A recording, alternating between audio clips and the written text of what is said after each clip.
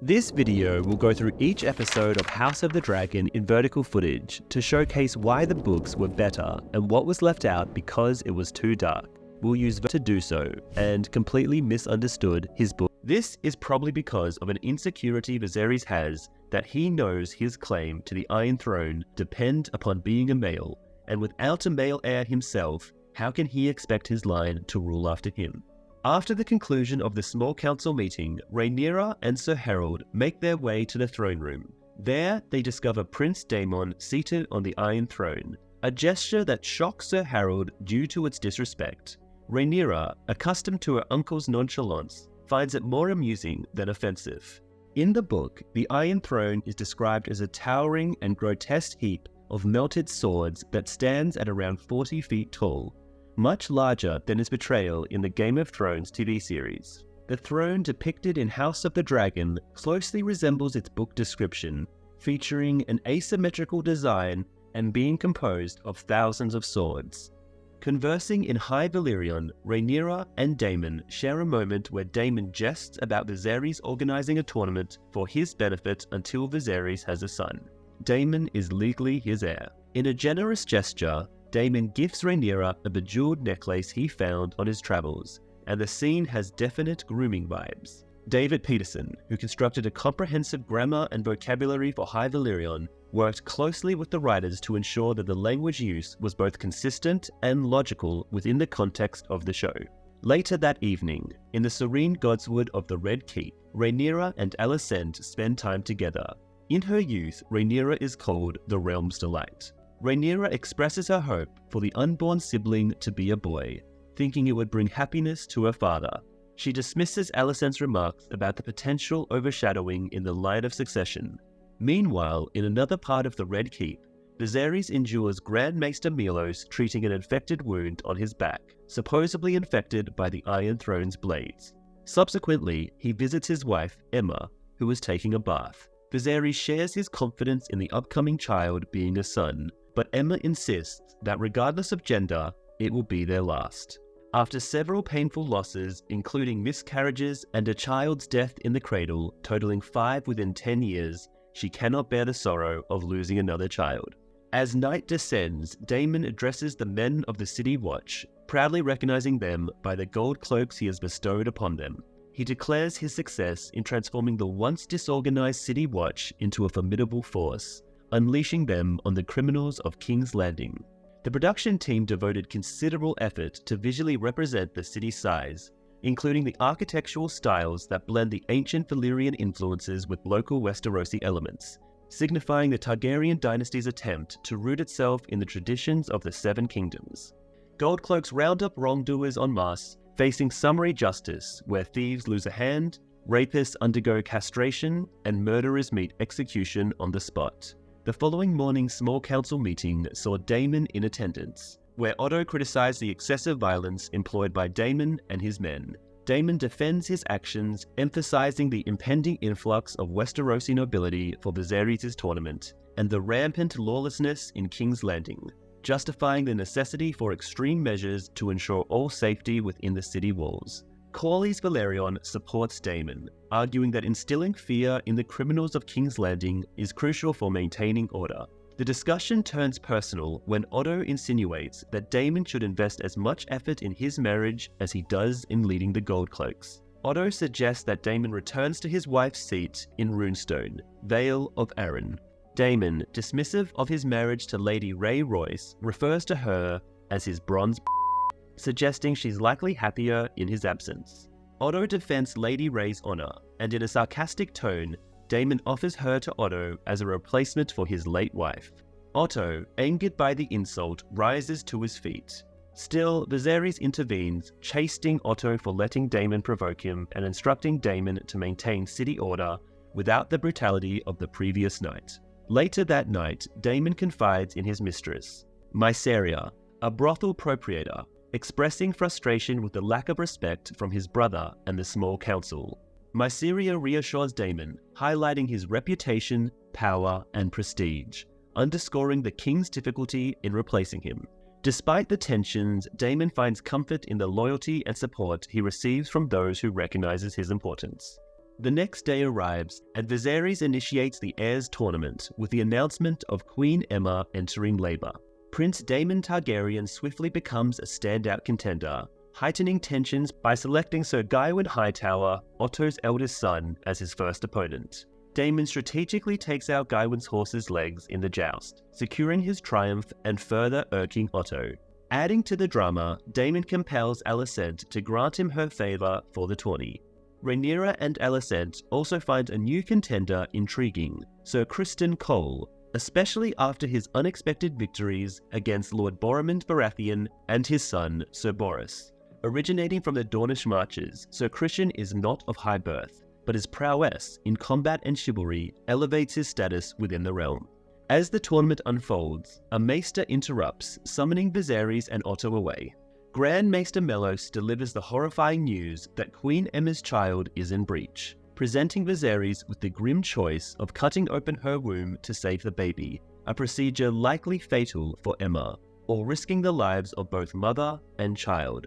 Appalled by the dire situation, Viserys reluctantly gives his consent. Mellos and his acolytes restrain the delirious and screaming Aemma while the incision is made. Criston Cole archives the improbable feat of unhorsing Daemon on the tourney grounds in the joust. Enraged by his unexpected defeat, Daemon demands his sword to continue the fight on foot. Criston, obliging the prince, dismounts and wields a flail while Daemon brandishes Dark Sister, one of House Targaryen's ancestral Valyrian steel swords. A fierce duel ensues, and to the shock of all spectators, Criston emerges victorious. As a disgruntled Daemon storms off, Criston approaches the royal box and requests Rhaenyra's favour. Rhaenyra tosses down a floral wreath, wishing Criston luck in the remainder of the tournament. The choreography of the jousting scenes in the Heirs tournament was meticulously planned, with the actors and stunt performers undergoing weeks of training to master the skills necessary for jousting. This preparation was crucial, not only for the authenticity but also to ensure the safety of everyone involved. The sequences were shot using a combination of practical effects, stunt performers, and CGI to create the most dynamic and thrilling depiction of medieval jousting possible. The Heirs tournament, held in King's Landing, is inspired by a unique event in Fire and Blood that occurred in Maidenpool. Unlike the original tourney, which was meant to celebrate Prince Balon's birth, the King's Landing tournament was organized to commemorate Viserys' ascension to the throne. In the chambers of the Red Keep, Viserys is by his wife Aemma's bedside, shedding tears as she succumbs to the toll of the procedure aimed at saving their child. Grand Maester Mellos somberly informs Viserys that their newborn son, named Balon in honor of Viserys' late father, is in distress. In a heart-wrenching moment, the tiny prince begins to choke in the Grand Maester's arms. There is a theory that the Maesters might have allowed the child to die, since they knew it might cause a Targaryen civil war between the different factions with a claim to the Iron Throne: Rhaenyra, Daemon, Rhaenys and her children. So long as the Targaryens fight amongst themselves, it reduces the number of dragons in Westeros. As per the book Fire and Blood, Balon, the son of Viserys, survived for a single day following the passing of his mother, rather than just a few hours. Several days later, the royal court gathers at Rhaenys' Hill for the sorrowful funeral of Queen Aemma and Prince Balon. Viserys, consumed by grief, seems almost catatonic, while Rhaenyra, his daughter, bitterly contemplates whether her father could find any solace in the fleeting moments her brother lived. Daemon, sympathetic to the profound losses experienced by his brother and niece, implores Rhaenyra to stand by Viserys, asserting that he would need her now more than ever. Responding to Daemon's advice, Rhaenyra commands her dragon Syrax with a firm Dracarys, setting aflame the funeral pyre that cradles her mother and brother, offering a poignant and fiery farewell to their departed souls. The first episode of House of the Dragon drew 9.986 million viewers in the United States, which was an incredible achievement for HBO and a great reward for investing $200 million in the show. As the flames flicker and dance in the night, the somber atmosphere lingers over the hill, marking the tragic end of two lives and the beginning of a period of profound sorrow within the Red Keep. In the confines of the small council chamber the following day, Otto urges Viserys to establish a clear succession plan. The recent demise of Prince Balon has once again positioned Daemon as Viserys' heir presumptive. However, Otto staunchly opposes this idea, harboring fears that Daemon might mirror the infamous Maegor the Cruel. Unbeknownst to Otto, Daemon secretly overhears their entire conversation from the shadows, absorbing the council's deliberations on his potential threat. Viserys responds angrily, dismissing Otto and Milos' insinuations that Daemon would resort to murderous means for the crown. He vehemently asserts that Daemon has no aspirations for kingship, countering Otto's grievances about Daemon's control over the City Watch by reminding him that it was Otto's suggestion to grant Daemon that authority. While Otto concedes this point, he remains adamant that Daemon should be kept far from the seat of power. Corlys Velaryon interjects by inquiring about alternative claimants, prompting Otto to suggest Rhaenyra. Lord Lionel Strong, the Master of Laws, vehemently objects to this proposition, arguing against the long-standing tradition of having a queen in Westeros. This preference is not unique to Westeros, but reflects medieval society's general attitudes, which George R.R. Martin's fictional world is heavily inspired by.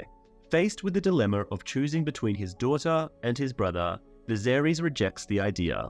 As the heated debate rages on, Viserys, burdened by grief, erupts in frustration. He chastises the small council for squabbling like crows over a corpse and abruptly storms out of the chamber. The council is in disarray, grappling with the complex question of succession and the looming uncertainty over the Red Keep. Otto Hightower refrained from voicing his concerns about Daemon and drawing comparisons to Maegor Targaryen during a small council meeting. Instead, he chose to convey these thoughts in a letter to his brother, Lord Hightower. Within the Tower of the Hand, Alicent pays her father Otto a visit as he dispatches Grand Maester Milos with a message to be sent by Raven to Oldtown. This is more evidence that the Maesters and House Hightower are scheming to bring down the Targaryen hold over Westeros. Otto warmly embraces his daughter, inquiring about Rhaenyra's well-being before subtly suggesting that Alicent might extend her condolences to Viserys. While somewhat apprehensive, Alicent dutifully complies with her father's suggestion and even agrees to wear her mother's dress, which makes what he is asking of her all the more sinister. Alicent proceeds to Viserys' chambers, and upon entering Viserys' presence, Alicent offers a history book, a thoughtful distraction for Viserys, given his passion for the subject. The offering of a history book is a strategic move, and we don't know if it was Otto or Alicent's idea, but whoever it was, it demonstrates a keen understanding of Viserys' wants. Alicent sympathizes with Queen Aemma's passing, a sentiment that Viserys acknowledges with gratitude. Despite the somber atmosphere, Alicent's visit is clearly something that makes her uncomfortable, considering her close relationship with Rhaenyra and the underlying meaning of what her father is asking her to do. Later that evening, in a pleasure house on the Street of Silk, Daemon Targaryen hosts a boisterous revelry for his subordinates in the Gold Cloaks. Amidst the revelry, he raises a toast to remember his late nephew, Baelon. Ever vigilant, Otto promptly reports this event to Viserys, emphasizing that Daemon allegedly referred to Baelon as the heir for a day. The potential insult raises concerns within the Red Keep, prompting Viserys to summon his brother for clarification. In the throne room, tension hangs heavy as Viserys confronts Daemon, who sits upon the imposing Iron Throne, wielding the ancestral Targaryen sword, Blackfire. Surrounding him are the formidable figures of his Kingsguard. Viserys, fueled by a mixture of grief and anger, demands the truth regarding the reported insult. Daemon, unyielding, explains that his toast was a peculiar way of expressing grief, sparking Viserys' fury. Viserys admonishes Daemon for seemingly reveling in his reinstated status instead of consoling family members. He accuses Daemon of ungratefulness, alleging that everything bestowed upon him has been thrown back in the king's face. Daemon, defiant, counters by pointing out that Viserys has never named him Hand of the King throughout a decade of rule. He asserts his belief that he would be a more capable hand than Otto Hightower, who he describes as an overambitious second son out for personal gain. As Viserys staunchly defends Otto, Daemon asserts that Otto doesn't truly protect Viserys, unlike what Daemon claims he would do. Daemon bluntly criticizes Viserys' perceived weakness, insisting that the small council exploits him for their ends. Outraged by the accusation, Viserys declares his intention to name a new heir, signaling the end of Daemon's position. Viserys orders Daemon to return to his wife's seat in the Vale, a command met with resistance. Daemon steps forward to protest, but the Kingsguard draw their swords, creating an impasse. In the serenity of the evening, Viserys summons Rhaenyra to the sacred shrine of Balerion nested within the depths of the Red Keep. Perplexed by the unusual summons, as her father has kept his distance since her mother's funeral, Rhaenyra joins him. Viserys prompts her to share what she perceives when she gazes upon the dragons. Contemplating Balerion's skull, Rhaenyra sees not just the beast, but a reflection of their family. The common folk may liken Targaryens to gods, but she acknowledges that their mastery over dragons elicits such reverence, tracing back to the origins in Valyria, where they were one of the noble families who mastered the art of dragon riding, setting them apart from the rest of the world. Viserys, revealing the gravity of the power dragons hold, cautions Rhaenyra about the peril inherent in this formidable force. Drawing parallels to the doom of Valyria, he emphasizes the potential destructions dragon can wreak upon their kin. A Targaryen, he asserts, must grasp this reality to rule wisely. Acknowledging his past misjudgments, Viserys apologizes for fixating on the pursuit of a son while overlooking the capable heir he had in his daughter. In a pivotal moment, he commends Rhaenyra's latent potential for greatness and extends his trust. Viserys shares a guarded truth passed down through Targaryen generations to solidify this bond. Aegon the Conqueror's motivations extended beyond mere ambition.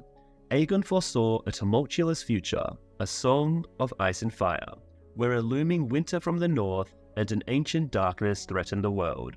A Targaryen ruler, Aegon believed, would be essential to rallying the realm of men against the impending peril. Before an assembly of noble houses, including Balerion, Hightower, Stark, and Baratheon, Viserys orchestrates a symbolic moment. The nobility pledges loyalty oaths, not just to him, but explicitly designates Rhaenyra as his named heir. This public affirmation marks a turning point in Westerosi politics, solidifying Rhaenyra's role as the future monarch. Meanwhile, at the Dragon Pit, Daemon, conspicuous by his absence at the ceremony, introduces Mysaria to his formidable dragon, Caraxes. In a mesmerizing display, they ascend into the sky, starting on a journey atop Caraxes' mighty wings. Caraxes is distinguished by his fearsome appearance, with dark red scales that seem almost drenched in blood, earning him his moniker. This dragon is not only known for his terrifying presence, but also for his exceptional combat abilities, having been involved in numerous battles and skirmishes. His bond with Daemon Targaryen is particularly significant, as it mirrors the prince's own fiery and indomitable spirit. On the shores of an island, Craghas Drahar, the Prince Admiral of the Triarchy forces, cruelly carries out the punishment of shipwrecked Westerosi sailors. He nails them to posts on the sandy beach, leaving them to a gruesome fate of either drowning as the tide rises or being devoured alive by the hungry crabs attracted to the scene. It is not mentioned in the book that Craghas Drahar had grayscale, but in the show, Drahar clearly has grayscale. During a meeting held by King Viserys and his small council to address the recent passing of Sir Ryan Redwyn, Lord Corlys Velaryon bursts into the room in a fit of anger. He informs the council that the Triarchy forces have destroyed 4 Westerosi ships, including one from the Valyrian fleet, and demands immediate action. In Fire and Blood, it is not stated that Craghas Drahar was responsible for sinking any of Corlys' ships. The conflict with Drahar arose due to his exorbitant toll charges for providing safe passage through the waters. In the show, Corlys insists on using the royal fleet to clear out the stepstones. Sir Otto Hightower and Lord Lyman Beesbury oppose the idea of starting a war with the Free Cities, who are supporting Drahar's occupation. King Viserys reveals that he has sent envoys to Pentos and Volantis in hopes of forming an alliance against the Triarchy. In the book, Viserys had no qualms about opposing the Triarchy. In fact, he even generously funded Daemon's preparations for the challenge. But this is different in the show. Corlys argues that the Crown's inaction will only make the Free Cities' view as weak, pointing out that he has allowed Daemon to unlawfully occupy Dragonstone for 6 months without consequences. In the book, it is not stated that Corlys Velaryon insisted on the Crown taking measures against Lord Craghas. and that Viserys Targaryen declined. Instead, the book only records that Corlys and Daemon banded together to confront Kragas. In the TV show, Rhaenyra proposed a plan for the Valyrian fleet, with the support of Targaryen dragon riders to reclaim the Stepstones. Corlys approves of this idea, but Otto convinces Viserys to send Rhaenyra and Sir Harold Westerling to consider potential replacements for Sir Ryam instead. In the book, there was no mention of Rhaenyra suggesting a military attack using dragon riders on Kragas Drahar. In Maegor's Holdfast, Rhaenyra observes as Sir Harold introduces a selection of knights as potential replacements for Sir Ryam on the Kingsguard. Displaying a lack of interest in most of the candidates, she questions Harold about their actual experience in battle rather than just tournament fighting. The only contender with real combat experience is Sir Criston Cole, who recounts his knighthood earned through battle against Dornish raiders in both the Dornish Marches and the Boneway.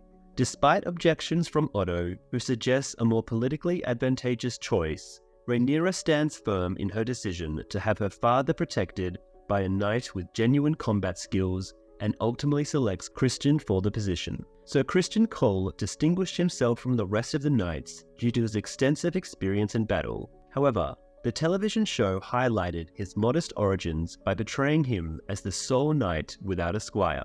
In his secluded chambers, Viserys engages in conversation with Alicent Hightower, while contemplating a miniature of Valyria and expressing his aspirations to rival the glory of ancient civilization. King Viserys makes a fascinating observation about the Valyrian freehold's past glory. He mentions that at its peak, the freehold was said to be home to a staggering 1,000 dragons. This assertion may seem astonishing, especially considering that the upcoming series, House of the Dragon, will feature only 17 dragons, and Aegon the Conqueror managed to conquer Westeros with just 3 dragons. However, upon closer inspection, Viserys' claim does hold some credibility, with around 40 noble houses in Valyria, many of which were believed to be dragon lords. It is not unreasonable to assume that each house possessed a few dragons. This would easily bring the total count into the hundreds, even before accounting for any wild dragons that may have roamed the land. Additionally, historical records suggest that during the Rhoynish Wars, the Valyrians deployed 300 dragons.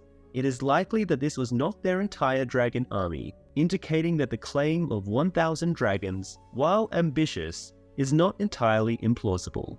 The topic shifts to Rhaenyra, as Viserys confesses his uncertainty on how to approach her following the passing of her mother, Aemma.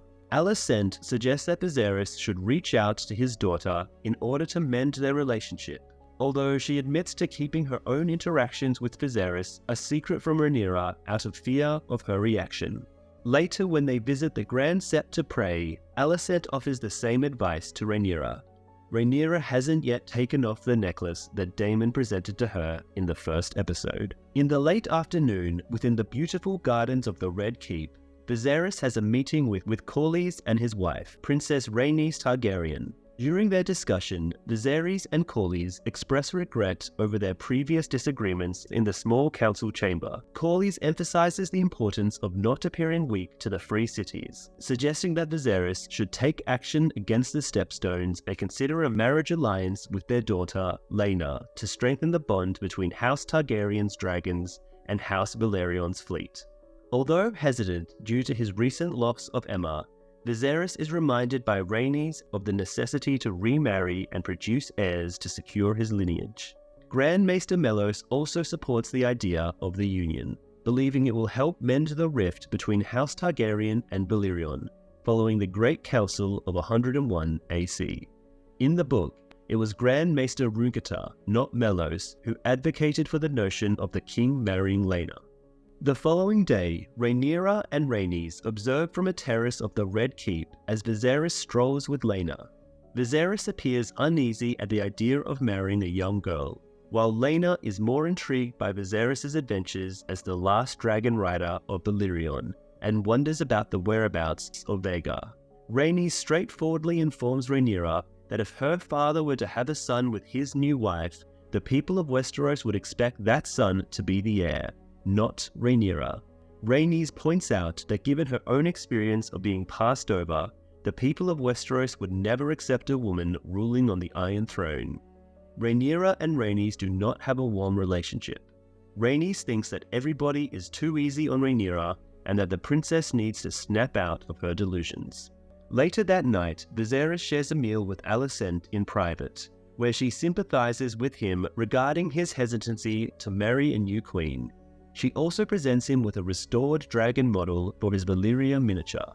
In the book, Viserys sustained a hand injury from a blade emerging from the throne, leading to the eventual amputation of 2 of his fingers. However, this procedure did not take place until later in his reign.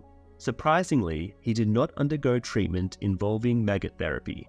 In the episode, Viserys and Alicent's dinner is interrupted by Otto, who announces an urgent meeting of the Small Council. During the meeting, a dragon keeper reveals that a dragon egg has been stolen from the dragon pit by Daemon. Daemon's message states his intention to marry his mistress Mysaria and place a dragon egg in their child's cradle, as per Targaryen tradition. Viserys, enraged by Daemon's audacity, vows to reclaim Dragonstone from him. Otto advises against Viserys risking himself, as Daemon is unpredictable and has a strong private army. Otto volunteers to lead the mission to expel Daemon from Dragonstone. Rhaenyra is upset to learn that the stolen egg was intended for her brother Balon. Before Otto leaves for Dragonstone, he meets with Alicent privately and encourages her to maintain her relationship with the king. Sir Otto Hightower and his men, including Sir Harold Westerling and Sir Criston Cole, along with 20 of their guards, reach Dragonstone. They are intercepted on the bridge by Daemon, Mysaria, and a group of Goldcloaks. Otto conveys Viserys' demands for Daemon to give up the stolen dragon egg, surrender the castle, disband his army, and exile Mysaria. Daemon rejects the demands, disrespecting Otto and Criston and claiming he is merely upholding his family's customs. When Otto threatens Mysaria, Daemon draws Darksister, leading to a tense standoff where both sides reach for their weapons. However, Daemon's fearsome dragon Caraxes is instilling terror in Otto and his companions, so Otto orders his men to stand down. Filming the epic standoff scene at the Dragonstone Bridge location featured in Game of Thrones proved to be a challenging task. Despite the stunning backdrop of the 1,000-year-old bridge in the Basque region of Spain, logistical constraints made it impractical. The narrowness of the bridge made it impossible to accommodate the large cast and crew needed for the House of the Dragon scenes. Before escalating into a full-blown conflict, Rhaenyra unexpectedly arrives on Syrax. She gracefully dismounts and pushes past a disapproving Otto to directly confront Daemon. Rhaenyra challenges her uncle to end her life if he truly desires to reclaim his rightful position as her father's successor. However, Daemon cannot bring himself to harm his own niece in cold blood, even for the sake of power. So he reluctantly hands over the dragon egg to Rhaenyra before retreating into the castle with Mysaria and his followers. Rhaenyra entrusts the egg to the dragon keepers for safekeeping. In the book, Daemon did not seize Dragonstone with his own army in secret, nor did Rhaenyra and Otto need to intervene to make him leave the castle. Instead, after Viserys denied him the throne, he withdrew to Dragonstone and stayed there alone, brooding over his grievances. Daemon and Mysaria are inside the fortress at Dragonstone. Interestingly, this is the same chamber that became both Stannis' and later Daenerys' strategic war room. Mysaria admits to Daemon that she isn't pregnant. She reveals that Daemon has made up the false claim to upset his brother. Mysaria scolds Daemon for angering Viserys, warning him that while he may have some immunity as the king's younger sibling, she does not share the same privilege and could suffer the consequences of Daemon's actions. In response, Daemon reassures Mysaria that he will keep her safe. In the book, Daemon did not take a dragon egg from the dragon pit, or declare his desire to marry Mysaria publicly. However, when Mysaria became pregnant, Daemon wanted to give their unborn child a dragon egg as a gift. This caused Viserys to become angry and demand that Daemon return the egg, send Mysaria back to Lys, and go back to his wife in the Vale. Unfortunately, Mysaria suffered a miscarriage while on a ship during a storm, leading to a temporary rift between Viserys and Daemon. In Otto's absence, Viserys seeks the counsel of Lord Lionel Strong regarding a potential union with Laena Velaryon. Lionel acknowledges Viserys' reservations about marrying someone so young, but emphasizes the importance of forging an alliance with House Velaryon. He explains that such a marriage could help mend the rift caused by the Great Council's decision, unite the remaining Valyrian descendants, and provide the crown with the support of the Valyrian fleet in case of conflict in the Stepstones. Before the discussion can continue, Grand Maester Mellos arrives to inform Viserys of Rhaenyra's unexpected departure and return from Dragonstone. The King's Guard accompany Rhaenyra to her father's chambers, where he sternly reprimands his daughter for leaving without permission and putting her life at risk. However, he acknowledges that only she could have retrieved the egg and resolved the situation with Daemon peacefully. The dragon egg that has sparked conflict between Daemon and Rhaenyra in Episode 2 of House of the Dragon belongs to Dreamfire, a dragon of significant importance in both past and future events. Dreamfire was once owned by Princess Rhaenys Targaryen, the granddaughter of Aegon the Conqueror. Her partner, Alyssa Farman, stole 3 of Dreamfire's dragon eggs, which are believed to be the same ones given to Daenerys at the start of Game of Thrones. Regardless of this theory, Dreamfire will have a key role in the story of House of the Dragon as she forms a bond with Helaena Targaryen. They discuss Aemma for a while, with Viserys pointing out the similarities between Rhaenyra and her mother. Eventually, Viserys reluctantly brings up the topic of a potential remarriage. He expresses his belief that he can never replace Aemma, but recognizes the importance of securing the Targaryen lineage with Rhaenyra as his sole heir. Despite his insistence that he will not displace Rhaenyra as his heir, he acknowledges the need to ensure the continuation of their family line, even if his new wife were to bear him sons. During a private meeting of the small council the following day, Viserys announces his plan to wed Alicent Hightower. Otto seems to be the only one showing approval towards the king's choice. The other members of the small council are visibly stunned into silence, while Alicent avoids making eye contact with Rhaenyra. Feeling enraged by the disrespect towards his family, Corlys denounces Viserys' decision as absurd and storms out of the room. Rhaenyra, feeling betrayed and hurt by her father and close friend's secret behavior, follows after him. In the book Fire and Blood, Viserys' decision to marry Alicent did not cause much concern among the small council or Rhaenyra, as he was 25 years old and she was 18 at the time, while Rhaenyra was only 9 when her father remarried. Alicent was frequently shown biting her nails, likely due to the stress of Otto pressuring her to win over Viserys. The main dissenters to Viserys' second marriage were Corlys and Daemon. Furious over Viserys' treatment of his daughter, Corlys extends an invitation to Daemon Targaryen to his castle, Hightide. Corlys expresses his anger towards Viserys for his disrespect towards his family and loyal service, using Daemon's own experience of falling out of favor with Viserys as evidence of their shared struggle.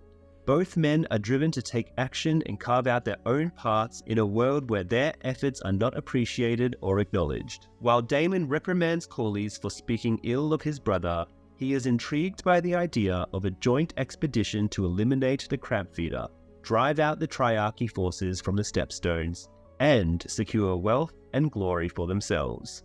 This mission would not only showcase their worth to the dissenters at Viserys' court, but also serve as a way to prove their capabilities as men of action. The Stepstones hold great significance for Corlys, as they are not only important to his personal history, but also play a key role in the history of Westeros. Legend has it that there was once a land bridge connecting Westeros and Essos, known as the Arm of Dawn, which was used by the first men during their invasion.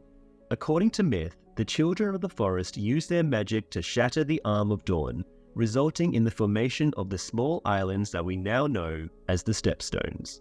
3 years have passed since Lord Corlys Velaryon and Prince Daemon Targaryen led an invasion fleet to the Stepstones to confront Kragas Drahar. The meeting between Daemon and Drahar in the novel occurs 2 years following the beginning of the Stepstones War, rather than 3 years. In the show, Drahar finds entertainment in carrying out executions on prisoners. On the beach of Bloodstone, a fierce battle ensued. with Damon descending atop Caraxes to unleash fiery destruction upon the Triarchy soldiers. Director Greg Yataines designed the crab feeder's mask to resemble a skull, featuring a prominent horn that spiraled upward from the left eyebrow. This is to remind viewers of the mask donned by the Sons of the Harpy following Daenerys' conquest of Meereen. The crab feeder conceals his grey-scale, afflicted face with this mask.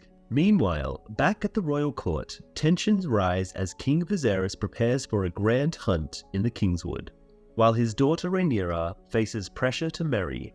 In the 3 years following King Viserys' marriage to Alicent Hightower, the new queen has welcomed a son, Prince Aegon, into the world.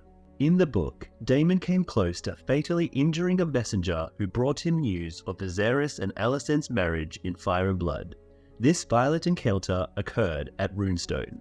As the royal court prepares for a grand hunt in the Kingswood, Viserys eagerly anticipates a break from the political intrigues of court life. However, his new master of ships, Sir Tywin Lannister, persistently brings up concerns about the potential defeat of Prince Daemon and Lord Corlys in the Stepstones. Sir Otto Hightower, on the other hand, dismisses Tyland's worries, arguing that the military campaign was initiated without the king's approval and sending aid now would only show weakness. In the book, Corlys and Daemon's war mostly goes on without any problems and doesn't require the crown's intervention to salvage it. Meanwhile, Viserys is troubled by the absence of his daughter Rhaenyra. Alicent, on the other hand, discovers Princess Rhaenyra brooding in the Red Keep's Godswood. Despite Alicent's attempts to reach out onto her once best friend turned stepdaughter, Rhaenyra remains aloof and storms off. In the book, Alicent is 10 years older than Rhaenyra, and they were never really close. In a private conversation, Otto's elder brother, Lord Hobart Hightower, advises him to encourage Viserys to declare Prince Aegon as the heir to the Iron Throne now that the boy has outgrown infancy, following the customs of Westeros. The royal family journey to the Kingswood in a closed carriage, with Rhaenyra feeling surprised to see the heavily pregnant Alicent accompanying them. Surprisingly, the hunting scenes are not included in the book Fire and Blood. Alicent explains that the Maester has advised her that being in the fresh air would be beneficial for her. Rhaenyra is feeling uneasy when Viserys mentions his hope for her to marry soon and give him a grandchild. Tensions rise when Viserys insists that Rhaenyra should join him on the hunt as his heir, claiming that she has been neglecting her duties as a princess. Rhaenyra quickly dismisses the idea, pointing out that none of the nobles present are there for her. This feeling is reinforced when they arrive at the royal hunting camp, and Lord Hobart led the cheers for Aegon, proclaiming him as the second of his name. It has become clear to Rhaenyra that some of the realm's nobility consider Aegon, not her, to be Viserys' heir.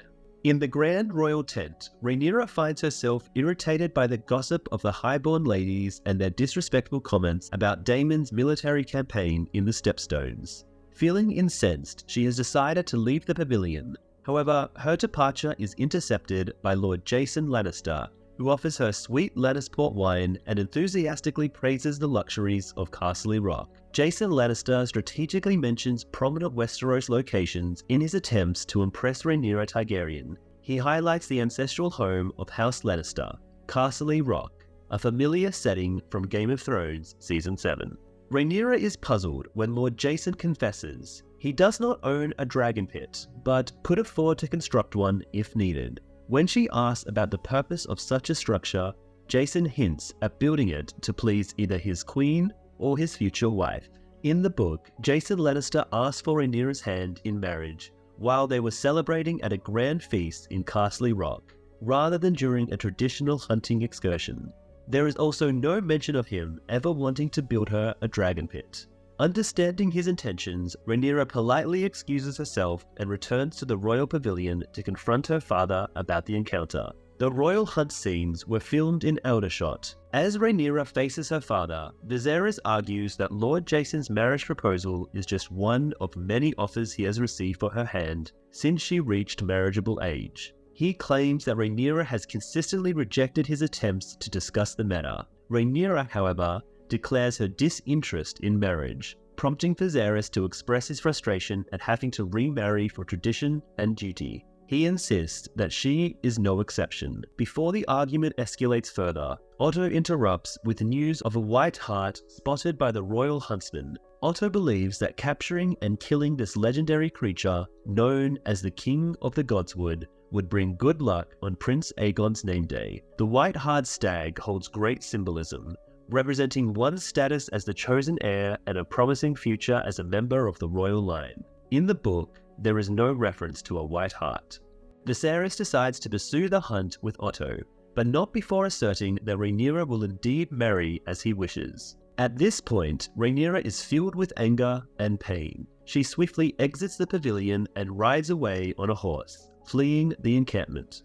Actress Millie Alcock, who plays Rhaenyra, has revealed that she had no prior experience in horseback riding before filming House of the Dragon. She had to learn everything then and there. Sir Criston Cole, her sworn shield, notices her departure and quickly follows suit on his own horse. Rhaenyra dashes through the dense Kingswood forest with Criston hot on her heels, imploring her to halt, until he eventually overtakes her at the edge of a lake. Rhaenyra expresses her frustration at her father's attempts to marry her off to Jason Lannister, though she finds some solace in Criston's light-hearted offer to deal with him. Criston tries to convince Rhaenyra to head back to camp. However, she suggests that they should stay and explore the Kingswood. During their stroll, Rhaenyra wants to know if Criston is betrothed to anyone. He shares that his position as Lord Dondarrion's steward's son allows him to marry a common girl, but he has never had anyone in mind. Rhaenyra admits her envy of his freedom,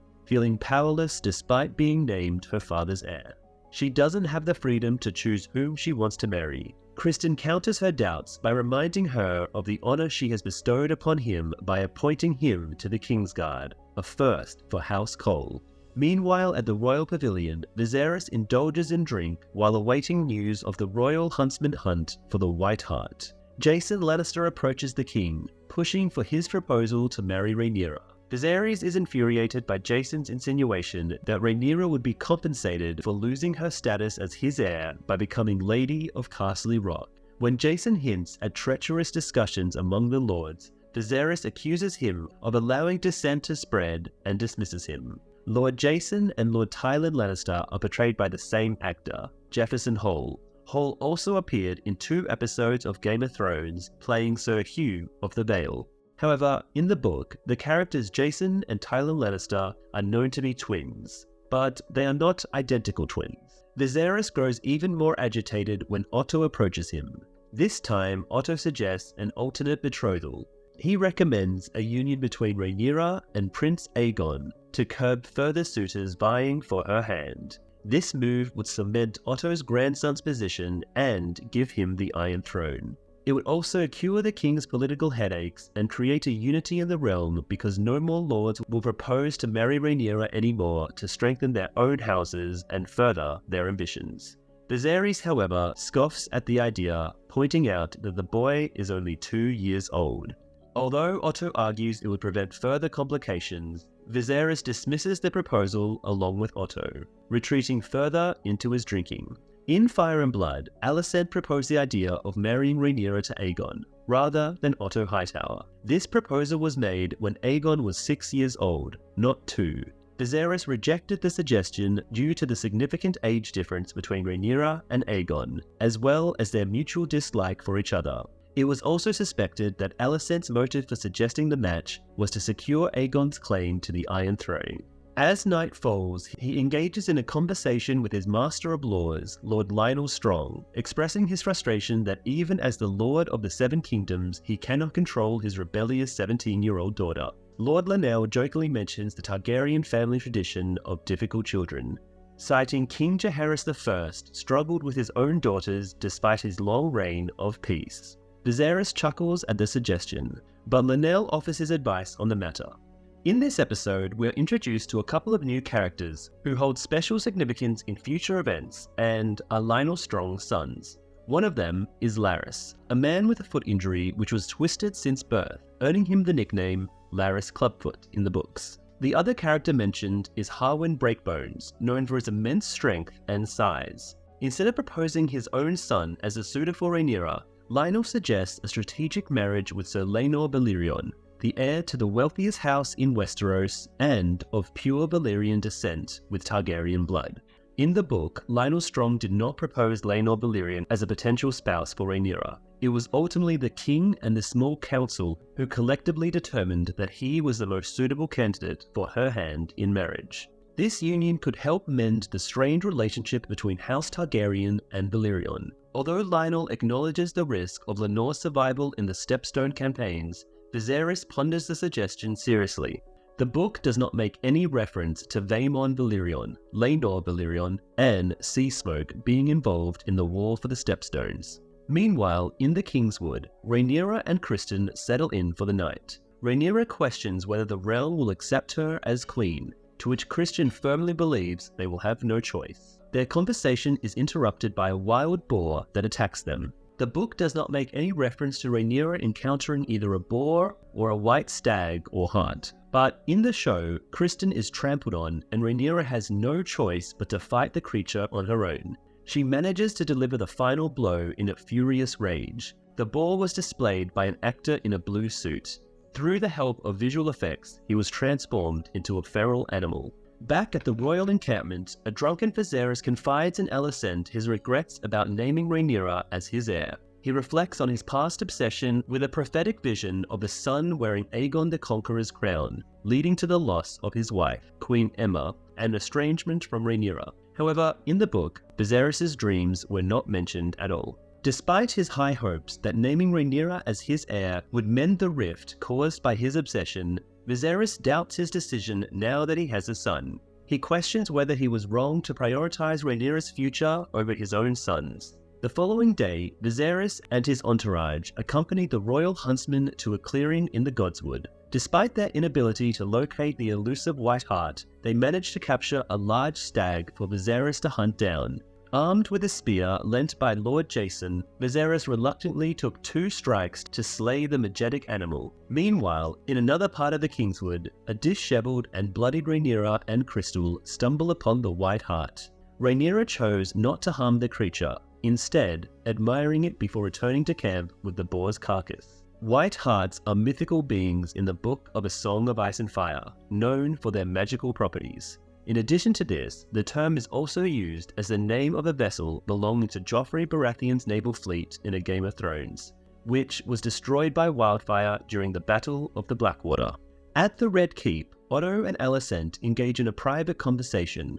Otto presses Alicent to persuade Viserys to name Aegon as his successor, arguing that bypassing Rhaenyra would lead to chaos. Alicent, however, is pointing out that the nobility, as well as their own house, have sworn loyalty to Rhaenyra as Viserys' heir. Alicent does not want her son Aegon to take his sister's birthright. Otto points out that Aegon is being robbed of the crown and that he is the rightful heir as Viserys' son, and should ascend the throne. Later that evening, Alicent approaches Viserys, who tells her that he has received a plea from Sir Vaemond Valyrian for reinforcements in the Stepstones. Viserys also expresses his frustration at Rhaenyra needing a suitable husband to support and rule alongside her.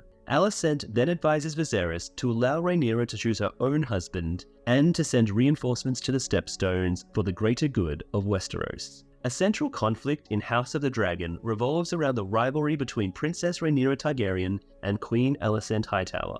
The fact that Alicent urged her husband Viserys to let his daughter make her own choice in marriage suggests a deep affection for Rhaenyra, whether it be platonic or romantic.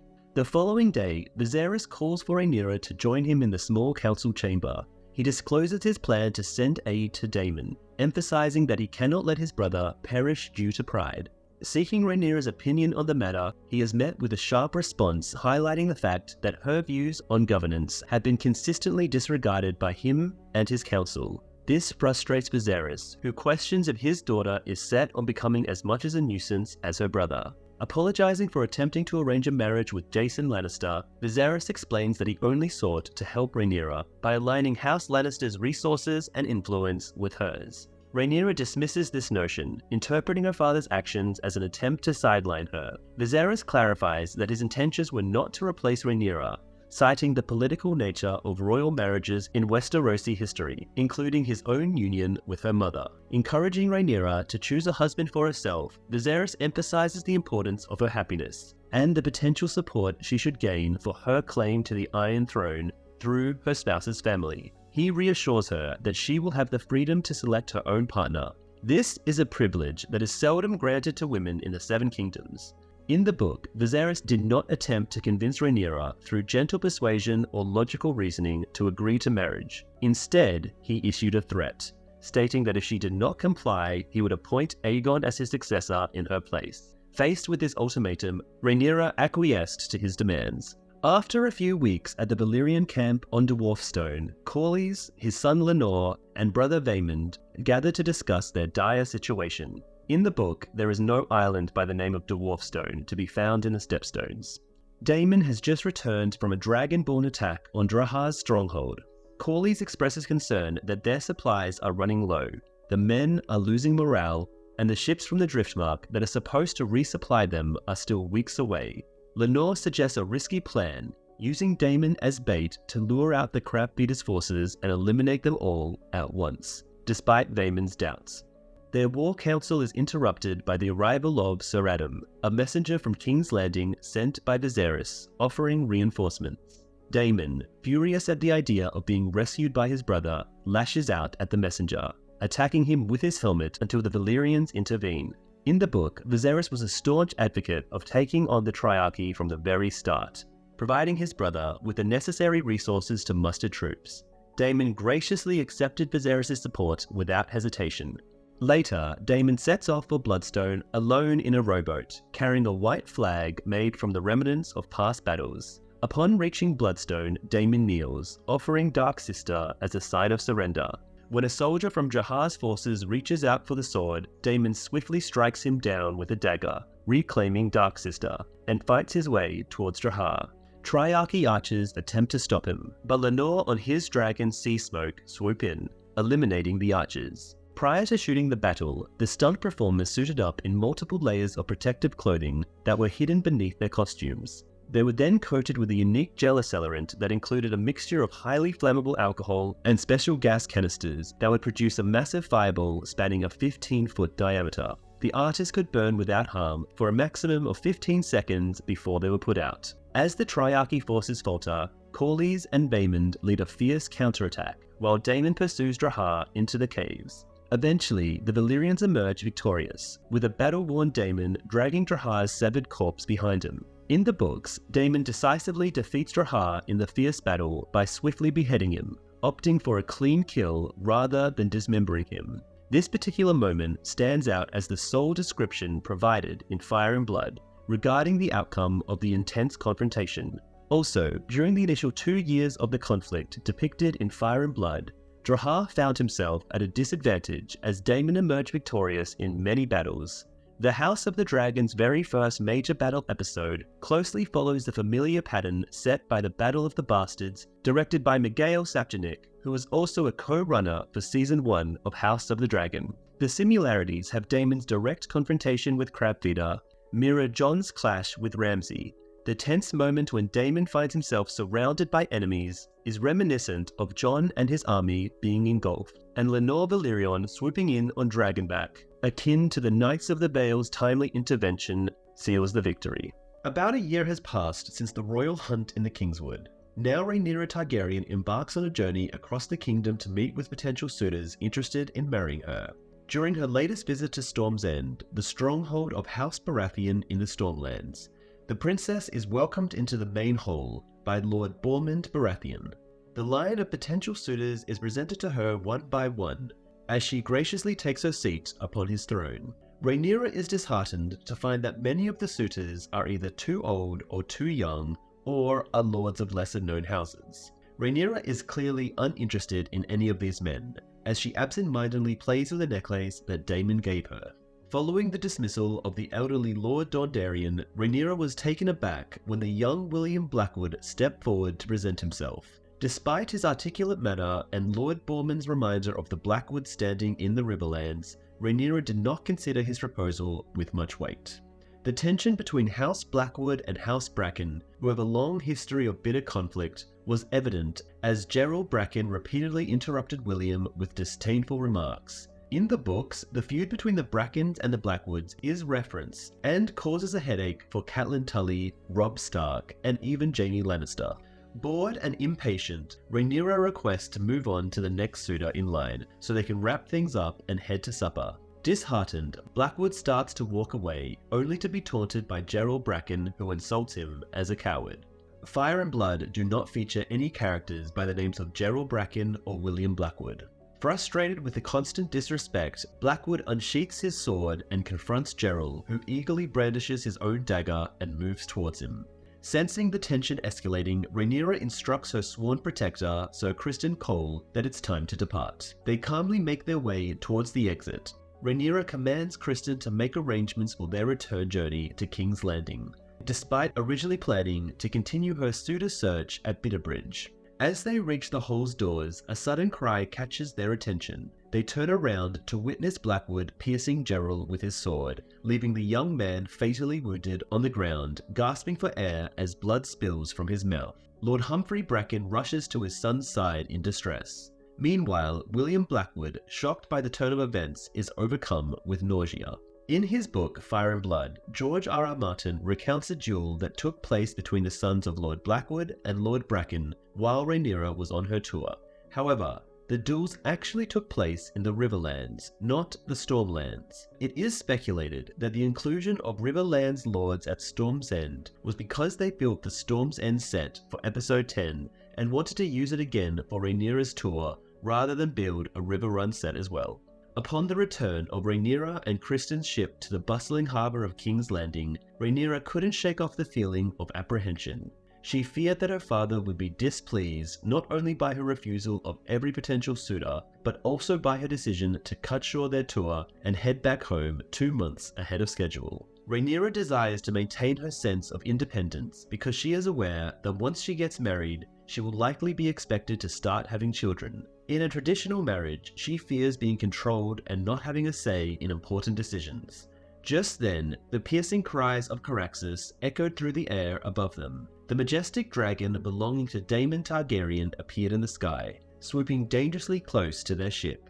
It was a breathtaking sight as Daemon made his way back to the royal court after a prolonged absence of 4 years.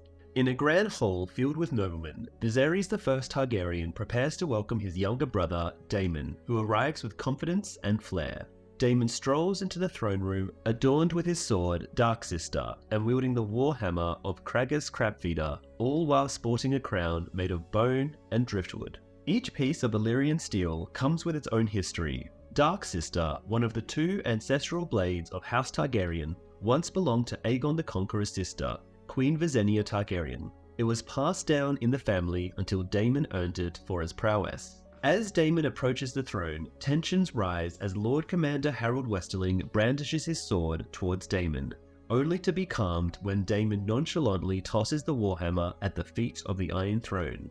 Viserys questions Daemon about his crown and his title as king, to which Daemon humbly explains that his men bestowed him the title King of the Narrow Sea after their victories. However, he acknowledges Viserys as the true king and offers both his crown and the conquered stepstones as a sign of loyalty. When asked about Corlys Velaryon, Daemon reveals that he returned to Driftmark rather than face Viserys due to their strained relationship.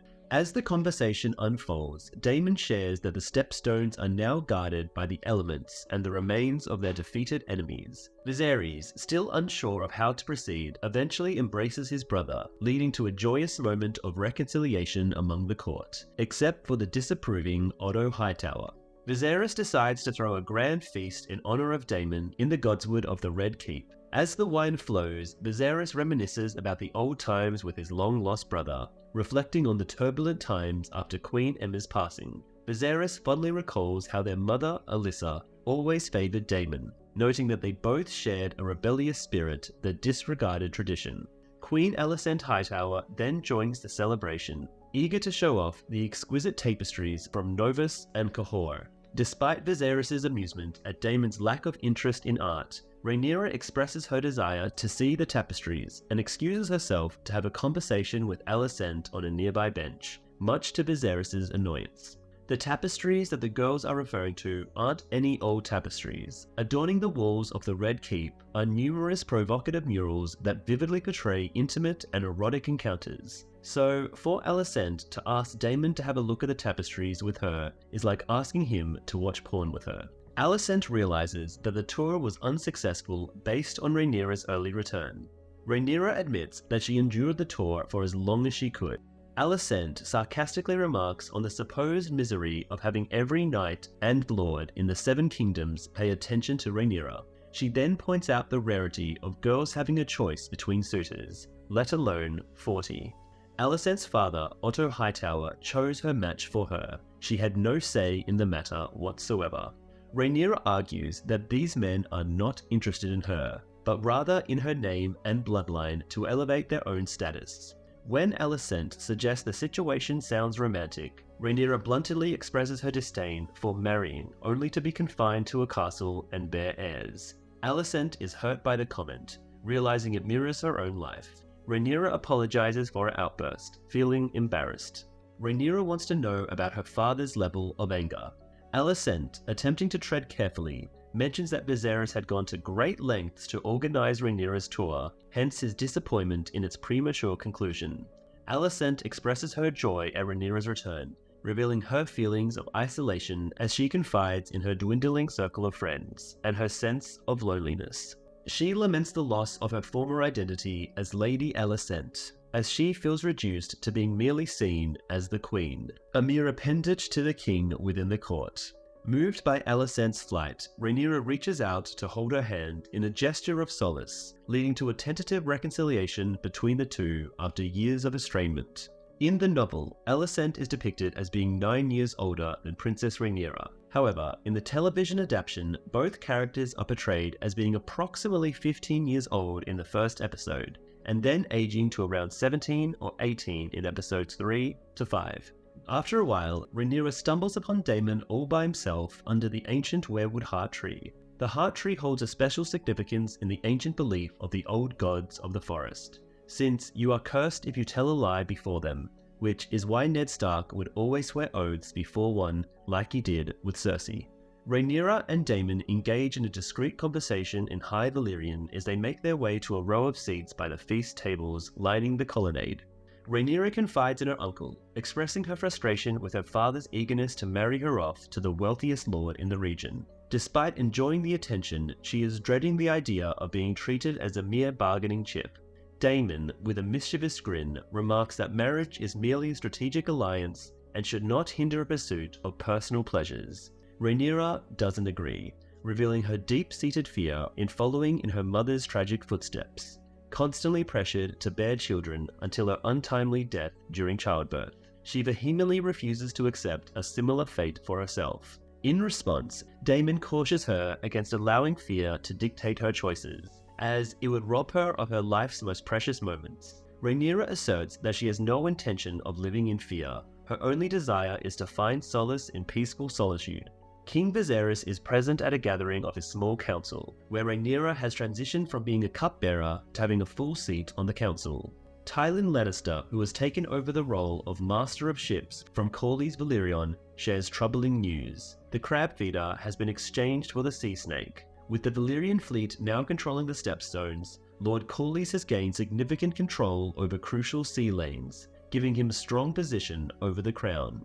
Viserys expresses surprise at Corlys' continued resentment over rejecting a marriage proposal with young Laena Velaryon in the past.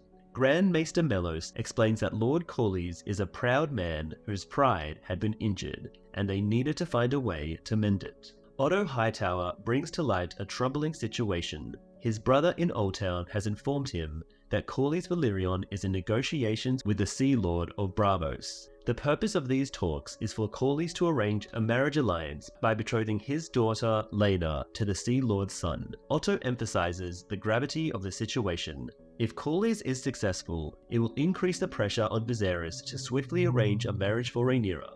This is crucial in order to secure new allies to counterbalance the growing power of the Valyrians.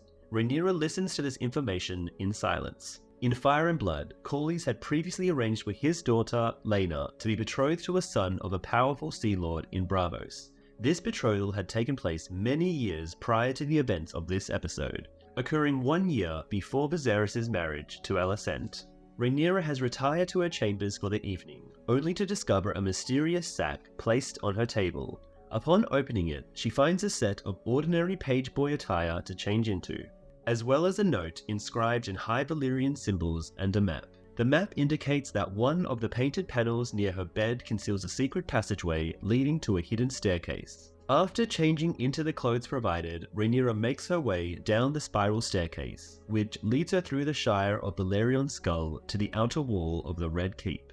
Legend has it that the Red Keep, the primary stronghold in King's Landing, was constructed with a network of hidden passages, entrances, and exits. Maegor the Cruel, the third Targaryen monarch of Westeros, went to extreme measures to protect the castle's secrets by eliminating the builders. However, over time, others managed to uncover the layout of these secret passageways. These hidden passageways feature prominently throughout Game of Thrones. Varys uses them to communicate with his informants. Arya accidentally discovers them while chasing cats, and Jaime utilizes them to rescue Tyrion from captivity towards the conclusion of Season 4 or Book 3. Notably, Tyrion exploits these passages to sneak into his father's chambers, resulting in the demise of both Tywin and Shae. These secret passages will play a significant role during the Dance of the Dragons. Then Rhaenyra is greeted by her uncle Daemon. Both of them have disguised their distinctive Targaryen silver-white hair, with Daemon wearing a hood and Rhaenyra donning a large boy's hat. Together they venture out for a night on the town, exploring the streets while concealing their true identities. It is a thrilling adventure that allows Rhaenyra to express a different side of King's Landing under the cover of darkness. Daemon escorts Rhaenyra through a bustling street fair, brimming with talented performers such as tightrope walkers, jugglers, fire breathers, musicians, dancers, and fortune tellers. The filming of the outdoor scene took place in the village of Ceres, situated on a cliff in Spain. In a scene where Rhaenyra is following Daemon through the streets of King's Landing, she encounters a blind woman who offers to reveal her future. This encounter is immediately followed by the image of a metallic dragon breathing fire. This visual representation serves as a nod to Rhaenyra's ultimate outcome. Rhaenyra's exhilarating escapade outside the castle stands in stark contrast to Alicent's monotonous life as a wife, as she tends to a newborn daughter, Helaena Targaryen, who cries incessantly. Alicent also volunteers to care for the king's wounds, soothing his sores with gentleness when the handmaids are too rough. Despite having 2 fingers amputated in an attempt to halt the infection, King Viserys continues to suffer, with the sores on his back showing signs of worsening. Meanwhile, Daemon is taking Rhaenyra to a street performance, a harsh pantomime revealing the true sentiments of the common folk towards the ongoing royal succession issues. A group of actors comically portrays the options for succession as the brother, the daughter, or the young prince of 3, referring to Daemon, Rhaenyra, and baby Aegon. The main actor asks the audience whether Rhaenyra would make a strong or weak ruler, to which they respond with weak, amidst cheers and laughter. The main actor concludes that baby Aegon should be the rightful heir due to having a conqueror's title and a male appendage, leaving the commoners in approval. In response, Rhaenyra jokingly denies the latter claim, dismissing it as false accusations. As they depart, Daemon explains to Rhaenyra that he brought her to witness the performance to illustrate that many commoners still believe that baby Aegon, being a male, holds a more legitimate claim to the throne than she does. Despite Rhaenyra's indifference towards the commoners' opinions, Daemon emphasizes the importance of considering their views if she hopes to govern them in the future. Rhaenyra believes she is the rightful heir, and her father will always support her. Daemon, on the other hand, is trying to teach her about politics, because he is hoping that he will one day be able to rule with her. Rhaenyra expresses her desire to escape the weight of her responsibilities for just one night, longing for a moment of pure freedom. In search of some excitement, Rhaenyra pilfers some food from a vendor on the street and dashes away without settling the bill. As she navigates through the dimly lit alleys, her path is obstructed by a member of the City Watch, only to realize that it is Sir Harwin Strong upon closer inspection. To her surprise, he not only recognizes her, but also spots Daemon approaching from the corner. With a mischievous grin, Sir Harwin advises her to be more cautious before continuing on his patrol. Sir Harwin observes without compromising Rhaenyra's disguise or loyalty to her father. Through this brief exchange, Sir Harwin demonstrates that he could potentially earn Rhaenyra's trust. Alicent, residing at the Red Keep, is preparing to retire for the night when she receives a message from Viserys requesting her presence in his chambers. Despite feeling unenthusiastic about it, she obliges and engages in a lackluster intimate encounter with her elderly husband. Alicent maintains a facade of disinterest throughout the encounter, only putting on a fake smile whenever Viserys looks her way, fulfilling her duties as a dutiful wife. Alicent has been raised to view intercourse as a responsibility to be fulfilled without any joy or fulfillment, where they are seen primarily as vessels for producing heirs. She is compelled to engage in emotionless intercourse with Viserys solely for the purpose of conceiving another child, rather than experience any genuine pleasure from the act. In the bustling city near the castle, Daemon takes Rhaenyra to a luxurious brothel located on the prestigious street of Silk. Intrigued yet apprehensive, Rhaenyra observes a mesmerizing performance by both male and female dancers in their natural form, sipping on wine as she takes in the spectacle. As Daemon confidently leads her deeper into the establishment, he removes his hood and playfully disregards Rhaenyra's hat, revealing their distinctive Valyrian hair to any curious onlookers. Descending into the lower levels of the brothel, Rhaenyra is met with a scene of uninhibited indulgence. The atmosphere is thick with sensuality as pairs and groups engage in various forms of intimate pleasure. Men frolic with women, women engage with other women, men entwine with other men, and women delight in the company of two men simultaneously. The sheltered princess is both overwhelmed and captivated by the uninhibited display unfolding before her. Daemon, sensing Rhaenyra's mixed emotions, explains his intentions in bringing her to this provocative setting. He emphasizes that the act of lovemaking is a source of pleasure for both women and men, challenging her preconceived notions. In contrast to Alicent, Rhaenyra is exploring her sexuality as a source of pleasure and empowerment, taking on a dominant role in intimate situations. After witnessing a display of physical prowess between two men, Rhaenyra's desire is ignited, and she can no longer resist leaning in to kiss her uncle Daemon. Daemon shares that marriage is a duty, but that doesn't restrict them from pursuing their own desires and engaging in intimate encounters with whomever they please. As they share passionate kisses, Daemon takes control while she revels in the pleasure of his touch. She surprises him by turning around and kissing him fiercely. Recognizing the intensity of her desire, Daemon hesitates, unable to proceed due to a lack of control over the situation or conflicting emotions regarding his familial ties.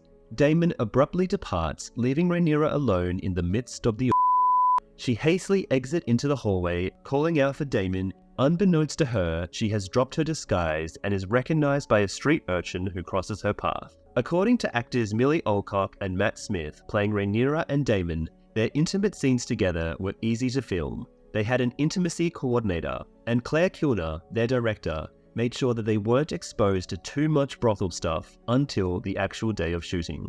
Then, of course, they were a little freaked out, but got through it swiftly. Rhaenyra makes her way back to the Red Keep, entering through the main gate with a clouded mind from wine and desire, not bothering with the secret passage. In the book, there is no mention that Rhaenyra ever used or was informed about any secret passage in the Red Keep. She reaches the entrance to her own chamber, where Criston Cole stands guard. Fueled by her recent erotic escapades, but feeling unfulfilled physically, Rhaenyra teasingly snatches Criston's helmet from him as she enters her chamber. She lures him in, playing a game of keep away with the helmet until she maneuvers them both inside and closes the door behind them. Seeing the desire in her eyes and understanding her intention, Criston gently urges her to stop, reminding her of his vows to the Kingsguard and his oath of chastity. Rhaenyra begins to undo the armor on his left arm before leaning in to kiss him. Surrendering to the longing he has harbored for the princess for years, Criston reciprocates the kiss and they slowly shed the layers of his Kingsguard attire. As they exchange a significant glance at the white cloak symbolizing his office before discarding it, Criston and Rhaenyra undress each other with a mix of anticipation and eagerness. Rhaenyra's excitement bubbles over as she lays eyes on Criston's naked form, while he gently helps her out of her shift. Overwhelmed by passion, she wraps her legs around Kristen's waist and he carries her to the nearby bed where they lose themselves in a night of blissful ecstasy. In the novel, Rhaenyra and Criston Cole did not engage in any intimate relations. There are rumors suggesting that Rhaenyra attempted to seduce Criston only to be rejected by him. Another version of events states that Criston entered Rhaenyra's bedroom, professed his love for her, and pleaded her to run away with him, but she turned him down. As the first light of dawn begins to filter through the city streets, Otto Hightower is roused from his slumber by a guard, who informs him of a messenger from the notorious White Worm with urgent news. The messenger turns out to be the same street urchin who has witnessed Rhaenyra's encounter with Daemon in the brothel. Meanwhile, across the city, Daemon has woken up in a strange room, nursing a brutal hangover. His former lover, Mysaria, is there, brewing a concoction. When he questions if he was her captive, she assures him that she is his protector. Offering the drink to ease his headache, Daemon casually spills it out. Despite his grogginess, he dismisses Mysaria as a mere common whore. She corrects him, revealing that she has left that life behind to become an information broker in the seedy underbelly of the city. In the book, Mysaria had not yet taken on the role of a spy in the current stage. Just then, the same street urchin arrives, delivering the reward money that Otto Hightower has given him. Mysaria accepts the payment and leaves Daemon, who is still too hungover to move. She casually remarks that he could settle the bill for the room when he finally manages to leave. Otto Hightower is standing outside the private chambers of King Viserys, grappling with the unpleasant task that lies ahead. Despite his long-standing animosity towards Daemon, Otto has been secretly scheming to remove Rhaenyra as the heir in favor of his own grandson, Aegon. The information he has recently received could potentially ruin both Daemon and Rhaenyra without any active involvement on his part. As a father himself and a long-time acquaintance of Viserys, Otto feels no joy in delivering the distressing news that his daughter has allegedly lost her virginity in a brothel. With a heavy heart, Otto finally knocks on the door, rousing Viserys from his slumber. Reluctantly, he informs the king that Rhaenyra has been spotted at a pleasure house. Initially unfazed, Viserys listens as Otto reveals the shocking details. Rhaenyra has been seen engaging in intimate activities at the brothel, not merely observing, and with her own uncle, Daemon. Viserys can't believe what he is hearing and dismisses it as a falsehood. However, Otto explains that the reports are corroborated by multiple castle servants who have witnessed Rhaenyra sneaking back into the castle, disguised as a page during the early hours of the morning. In the book, Viserys was not informed of Rhaenyra's actions through spies. One account states that Sir Ark Cargill caught her in bed with Daemon and presented them before the king. Another account suggests that rumors of her trying to seduce Sir Criston circulated and eventually reached Viserys, who only believed it after Daemon confirmed the story. Enraged, Viserys shifts his fury towards accusing Otto of being overly ambitious, suggesting that he had his daughter spied on. Otto denies this accusation, explaining that one of his many informants happened to be at the brothel where Rhaenyra was present. Viserys refuses to believe Otto's explanation and orders him to leave. Unbeknownst to Otto, his own daughter Alicent was in the king's chambers from the night before, and she overhears their entire conversation from behind a privacy screen. Viserys is taken aback by the revelation and only realizes Alicent's presence after dismissing her father. As she emerges with tears in her eyes, Viserys is left stunned by the unexpected turn of events. Viserys is in denial about his daughter's actions, showing his naivety and weakness as a leader. Rhaenyra is sitting in her chambers, delicately combing her hair, when Criston enters without warning. She greets him warmly, but he informs her that the queen has requested her presence. With a sense of unease, Rhaenyra finds herself face to face with Alicent in the quiet Godswood. Alicent's voice is shaking as she bluntly questions Rhaenyra about the events of the previous night. Pretending ignorance, Rhaenyra denies any wrongdoing, but Alicent reveals troubling accusations made by her father, Otto. He claims that Rhaenyra has been intimate with her uncle. Rhaenyra chuckles with relief and explains that she had not seen Daemon in years.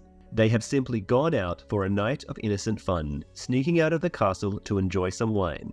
Alicent's tone grows somber as she accused Rhaenyra of engaging in inappropriate acts with Daemon at a pleasure house. Rhaenyra vehemently denies the accusation, calling it vile. She appeals to Alicent as a friend and sister, begging her to believe in her innocence. Alicent admits that she does not know the source of the report, but her father has taken it seriously enough to bring it to the king's attention. Tears well up in Rhaenyra's eyes as she confesses that Daemon has taken her to taverns and that they both became intoxicated. She claims that she wanted to return to the castle, but Daemon insisted on continuing their night out. Feeling obligated to stay by his side, they ended up at a brothel. Rhaenyra also admits to watching a show there, but insists that she was merely a spectator. She swears on her mother's memory that Daemon has never touched her. Though Alicent senses that Rhaenyra is withholding something, she believes that the princess has not lied about the nature of her encounter with Daemon. Nonetheless, she scolds Rhaenyra for putting herself in a compromising position that could tarnish her reputation. Alicent emphasizes the importance of maintaining Rhaenyra's virtue for the sake of securing a beneficial marriage alliance, which is crucial in their current political climate. After a few hours, a slightly more composed Daemon enters the Red Keep, only to be immediately apprehended by Harold Westerling and 2 other Kingsguards. They escort him to an audience with the king, where Daemon is unceremoniously dropped onto the floor of the throne room. Viserys emerges and accuses Daemon of defiling his daughter, delivering a swift kick to his ribs. Daemon does not deny the accusation, instead questioning the significance given their own past exploits. Viserys argues that Rhaenyra is just a girl, while Daemon insists she is legally an adult, suggesting it is better that her first experience be with him rather than a stranger. An enraged Viserys begins to strangle Daemon, lamenting that no lord will now wed Rhaenyra. Daemon boldly declares he will marry her, even proposing polygamy like Aegon the Conqueror. Viserys, insulted, draws his dagger and threatens Daemon, denouncing him as a curse on their house. Despite Viserys' objection, Daemon persists in his desire to restore House Targaryen's honor with Rhaenyra by his side. Viserys, realizing Daemon's true ambition for the Iron Throne, coldly dismisses him, urging him to return to his lawful wife in the Vale. He declares he never wants to lay eyes on Daemon again, indifferent to whatever fate may befall him. Daemon's stunt is a clear indication of his ambitions. He might or might not have true feelings for Rhaenyra, but one thing is certain: he wants to be king and sit on the throne. But he has lost his chance because others are now closer in line than him. So his best and last effort would be to marry the next in line, Rhaenyra. So by defiling her, the king would have no other choice but to let Daemon marry the heir to the throne. However, the king isn't falling for his brother's tricks. In the privacy of his chambers, a visibly agitated Viserys gazes out from his balcony at the sprawling city below, as Alicent approaches with a goblet of wine in hand. Alicent reveals that she recently had a conversation with Rhaenyra, during which Rhaenyra vehemently denied any intimate relations with Daemon. Alicent vouches for Rhaenyra's reputation of honesty and integrity, pointing out that Daemon is known for his deceitful ways. Therefore, Alicent concludes that Daemon's claim of having been intimate with Rhaenyra is likely false. Viserys is perplexed for Daemon's motives for spreading such rumors, to which Alicent speculates that it may simply be a ploy to provoke Viserys due to feeling slighted by being disinherited. Despite Viserys' suspicions towards Rhaenyra, Alicent passionately defends her innocence, recounting how Rhaenyra personally swore to her that she remains chaste. Alicent's unwavering belief in Rhaenyra's virtue resonates with Viserys, prompting him to reconsider his doubts. Alicent and Rhaenyra's bond still exists, and Alicent still takes Rhaenyra's side even though she is naive and blind to Rhaenyra's mistakes. That night, Rhaenyra is called to her father's chambers, and the guards are dismissed. Viserys has been warming his Valyrian steel dagger in a fire pit. He reveals that the dagger belonged to Aegon the Conqueror and was carried by Aenar Targaryen before him when he fled Valyria. Prior to his death, Aegon the Conqueror had a vision of a catastrophic winter in his dragon dream, which he knew would not occur in his lifetime. In order to pass on this warning to future generations of their family, Aegon had a hidden message etched onto his dagger by the last Valyrian pyromancers. This message could only be revealed when the dagger was heated to a red-hot temperature. Viserys then presented the dagger to Rhaenyra, who deciphers the high Valyrian glyphs inscribed on it. "From my blood will come the prince that was promised, and his will be the song of ice and fire." The Valyrian steel dagger, once wielded by a catspaw in an attempt to assassinate Bran Stark, has evolved into a significant piece of Westerosi history by HBO. In the original books, the dagger holds significance due to its rare Valyrian steel composition, suggesting a wealthy individual like a Lannister was involved in the assassination plot. In the realm of HBO's adaptation, the dagger is prophesied to play a pivotal role in ending the Night King, bringing about the demise of Littlefinger, and safeguarding Aegon the Conqueror's mysterious dream, with Aegon I instructing the last Valyrian steelworkers to embed a hidden message of prophecy within the blade. Viserys conveys that the weight of the information he has entrusted to Rhaenyra surpasses that of the throne, herself, or her personal desires. He explains that Jaehaerys would have disowned her, but he is not able to do so. Rhaenyra protests that she has not been given the opportunity to defend herself, but Viserys asserts that the truth is irrelevant. It is the perception of the truth that matters. The rumors circulating about her being seen in a brothel with Daemon have spread wildly enough that some are willing to believe that she engaged in intimate relations with him there. Rhaenyra boldly declares that if she were a man, she could freely pursue romantic encounters and father illegitimate children without facing scrutiny from the royal court. Viserys bluntly acknowledges her point, but reminds her that she is a woman, which restricts her actions. Viserys expresses his intention to disinherit Rhaenyra and designate Aegon as her replacement, but emphasizes his obligation to maintain unity in the realm in case of a White Walker threat. The origins of the Valyrian steel dagger wielded by the assassin, and later by Arya Stark in the show Game of Thrones, remain shrouded in mystery.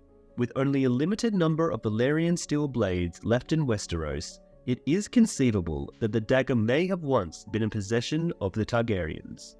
The looming threat of civil war with House Valyrian prompts him to seek a marriage alliance between their families to restore harmony within the realm. He instructs Rhaenyra to wed Lenor Valyrion, the son of Corlys, in order to mend ties with the Valyrians. It is made clear that Lord Corlys will only approve the marriage if Rhaenyra is recognized as the rightful heir to the Iron Throne. Rhaenyra reluctantly agrees to a proposal, setting only one condition. Viserys must dismiss Otto Hightower from his position as Hand of the King. Rhaenyra is not only offended by Otto's recent actions, but also wary of his intentions to secure the throne for his grandson, Aegon, which would disrupt her marriage alliance with Lenor. She believes that as long as Otto holds power, he will continue to undermine the peace with the Valyrians. Despite Viserys initially dismissing Rhaenyra's concern as common among the lords, he eventually acknowledges Otto's manipulative behavior and reluctantly agrees to her request. In the book, Otto Hightower was relieved of his duties as Hand of the King, not due to espionage against Rhaenyra, but rather because of his persistent badgering of the king regarding matters of inheritance. After some time had passed, Otto Hightower is called to a private meeting with Viserys in the small council chamber. Viserys is wasting no time in recounting the tragic tale of his father, Baelon Targaryen, who had been appointed Hand of the King by King Jaehaerys, only to meet his untimely demise 5 days later due to a sudden illness. However, Baelon Targaryen in the book held the esteemed position of King's Hand for a period of 1 year before his untimely demise, contrary to the misconception of it lasting only 5 days. Otto, who has taken over the position after Baelon's death, has quickly risen to become the second most powerful man in the kingdom. Viserys questions how long it has taken Otto to prioritize his own interests over those of the king, especially considering his close relationship with Alicent, whom Viserys suspects has been a strategic distraction orchestrated by the Hightowers to gain control from within. Otto vehemently denies his accusations, insisting that his loyalty lie with the crown and the realm.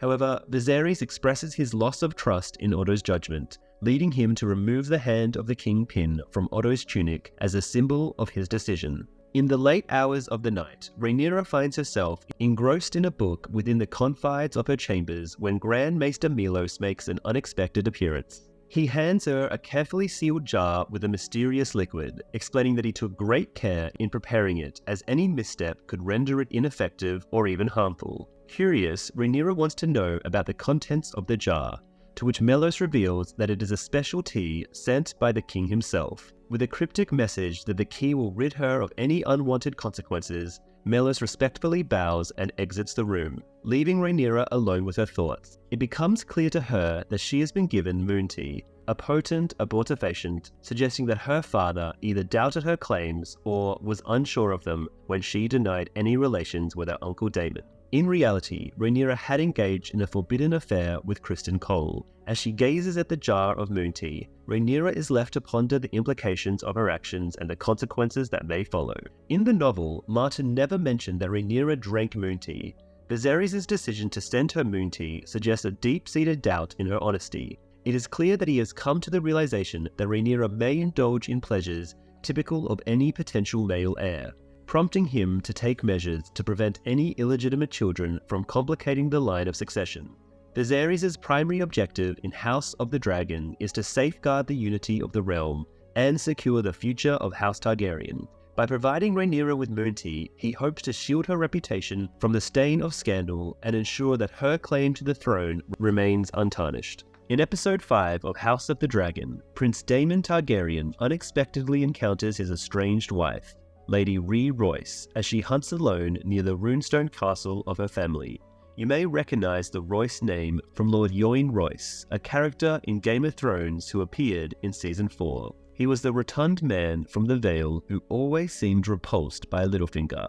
Lady Rhys, with a hint of mockery in her tone, questions Daemon about his intentions, whether he has come to consummate their marriage or if he has been banished from court by his brother, who has disinherited him in favor of another. She goes further to suggest that Daemon may be planning to harm his niece, Rhaenyra, in order to regain his former position. However, Rey soon realizes that Daemon's true motive for returning to the Vale is to execute her. As a widower, he would be free to marry again, possibly even his own niece. Fearing for her life, Rhys attempts to reach for her bow, but Daemon startles her horse, causing it to throw her to the ground. The fall leaves Rhys severely injured as her horse collapses on top of her. After briefly checking on Rhys, Daemon prepares to depart, seemingly confident that her injuries will prove fatal. However, Rhys defiantly challenges him, claiming that he lacks the courage to finish her off. Enraged by her taunt, Daemon picks up a large stone and moves towards her with the intent to end her life. In the novel, Rhys suffered a fall from her horse during a hawking expedition, rather than while hunting deer. Contrary to the portrayal in the television series, it actually took her 9 days to pass away from her injuries. Daemon was also not involved in Rhys' death, as he was away battling in the Stepstones when it occurred. The story does not suggest that anyone accused Daemon of committing murder, which is a prime example of how the show is trying to make Daemon a bad guy, where if you read the Fire and Blood text closely, for being a rogue prince, Daemon was extremely loyal and devoted to his older brother, and actually a pretty good guy. King Viserys sets sail for Driftmark, the picturesque island home of House Valyrian, to propose a union between his daughter, Princess Rhaenyra, and Sir Laenor Valyrian, the heir of Lord Corlys Valyrian. Accompanying him is Lord Lionel Strong, the newly appointed Hand of the King, taking over from Sir Otto Hightower. Unfortunately, the king's health takes a hit during the voyage, as he succumbs to seasickness and develops a slight cough. During a recent podcast interview, Paddy Constantine, who plays Viserys Targaryen, disclosed that his character was depicted as having leprosy. The actor delved into the psychological and emotional impact of Viserys' illness, linking it to the pressures and challenges of being a ruler like Baldwin IV or the Leper King. Upon reaching Driftmark, they make their way to High Tide, Lord Corlys' magnificent new castle constructed with the riches from his legendary expeditions, situated on a tidal island. To their surprise, there is no welcoming party awaiting them in the courtyard. Only Lenore engaged in a friendly duel with his companion, Sir Joffrey Lonmouth. Lenore's sister, Laena Valyrian, emerges from the gates and graciously invites them inside, explaining that Corlys was fatigued from a recent journey and unable to greet them personally. Lord Lionel is offended by Corlys' apparent lack of courtesy towards the king, but Viserys dismisses it, understanding that Corlys' wounded pride from a previous rejected marriage proposal to his daughter Laena is at play. Laena, on the other hand, is delighted to reunite with her cousin Rhaenyra and escorts her to breakfast. Viserys makes his way to the Hall of Nine, the grand throne room adorned with exotic treasures collected by Corlys during his voyages across the known world. Corlys warmly welcomes Viserys, relishing the opportunity for the king to seek a marriage alliance with his son. Despite his satisfaction, Corlys maintains a level of humility, subtly taking a jab at his rival Otto Hightower by praising Lord Lionel's recent promotion as Hand of the King. He also delivers the news of Lady Rhys Royce's passing. Shortly after, Corlys' wife, Rhaenys, enters the hall, still clad in riding attire from her dragon excursion. Though both parties maintain a facade of politeness, the underlying truth is that Viserys has come to seek reconciliation with the crown. Rhaenys expresses genuine concern upon noticing Viserys' injured hand, though he brushes off her worries. After some negotiation, it is agreed that the firstborn child of Lenore and Rhaenyra will inherit the Iron Throne, regardless of gender. Corlys request that their offspring take on their father's surname, as per Westerosi tradition. Viserys hesitates, unwilling to let the Targaryen lineage end with him due to having a daughter. Eventually, a compromise is reached, where Lenore's children will bear the surname Valyrion, with the condition that their grandchild will revert back to Targaryen when they ascend the Iron Throne. As the terms are settled and the marriage pact finalized, Viserys' cough worsens, prompting concern from Corlys. Viserys reassures them of his well-being. In the book, Corlys had no worries about his son marrying Rhaenyra, whether it be in regards to their family lineage or any other aspect. The only hesitation came from the small council, who were concerned about Lenore's homosexuality. However, Mellos quickly dismissed this worry, stating that he may not prefer fish, but he will still eat it when it is served. And so, the decision was made for the marriage to take place. However, this might be another instance of the Maesters trying to guarantee a Targaryen civil war by having Rhaenyra marry someone who might be unable to give her legitimate heirs. Afterwards, Rhaenyra and her cousin Lenore are instructed to take a stroll along the beach as part of their courtship. Despite knowing that they each harbor feelings for others and lack enthusiasm for their arranged marriage, they engage in a candid conversation. Rhaenyra suggests a compromise. They would fulfill their family obligations by marrying and having children, while still allowing each other to pursue their separate romantic interests in private. This conversation echoed a similar discussion between Margaery Tyrell and Renly Baratheon. Despite their marriage, they were unable to consummate it because Renly was in love with Margaery's brother, Sir Loras Tyrell. Margaery warned Renly to save his lives for the court, emphasizing the importance of presenting a united front against their enemies. She urged him to impregnate her to solidify their alliance and protect their relationship from outside threats. Upon returning to the castle, Corlys confides in Rhaenys about his apprehension regarding his brother towards Viserys. Rhaenys dismisses his concerns, pointing out that Viserys knew what he was getting into when he arrived. She believes it was Viserys who chose to lower himself by seeking a marriage alliance at a vassal's castle. Curious about Rhaenyra and Lenore's whereabouts, Corlys inquires about them. Rhaenys reveals they went for a stroll along the beach, prompting Corlys to eagerly inquire about their rapport. Rhaenys notes that they are getting along as well as can be expected, but Corlys adamantly insists that Lenore will soon be captivated by Rhaenyra's charm. Rhaenys then candidly reminds Corlys of their son's inclinations, leaving him flustered. Corlys brushes it off, attributing Lenore's behavior to youth. However, Rhaenys expresses concerns about the risky marriage alliance they have arranged, especially if the Westerosi lords oppose Rhaenyra's claim to the throne.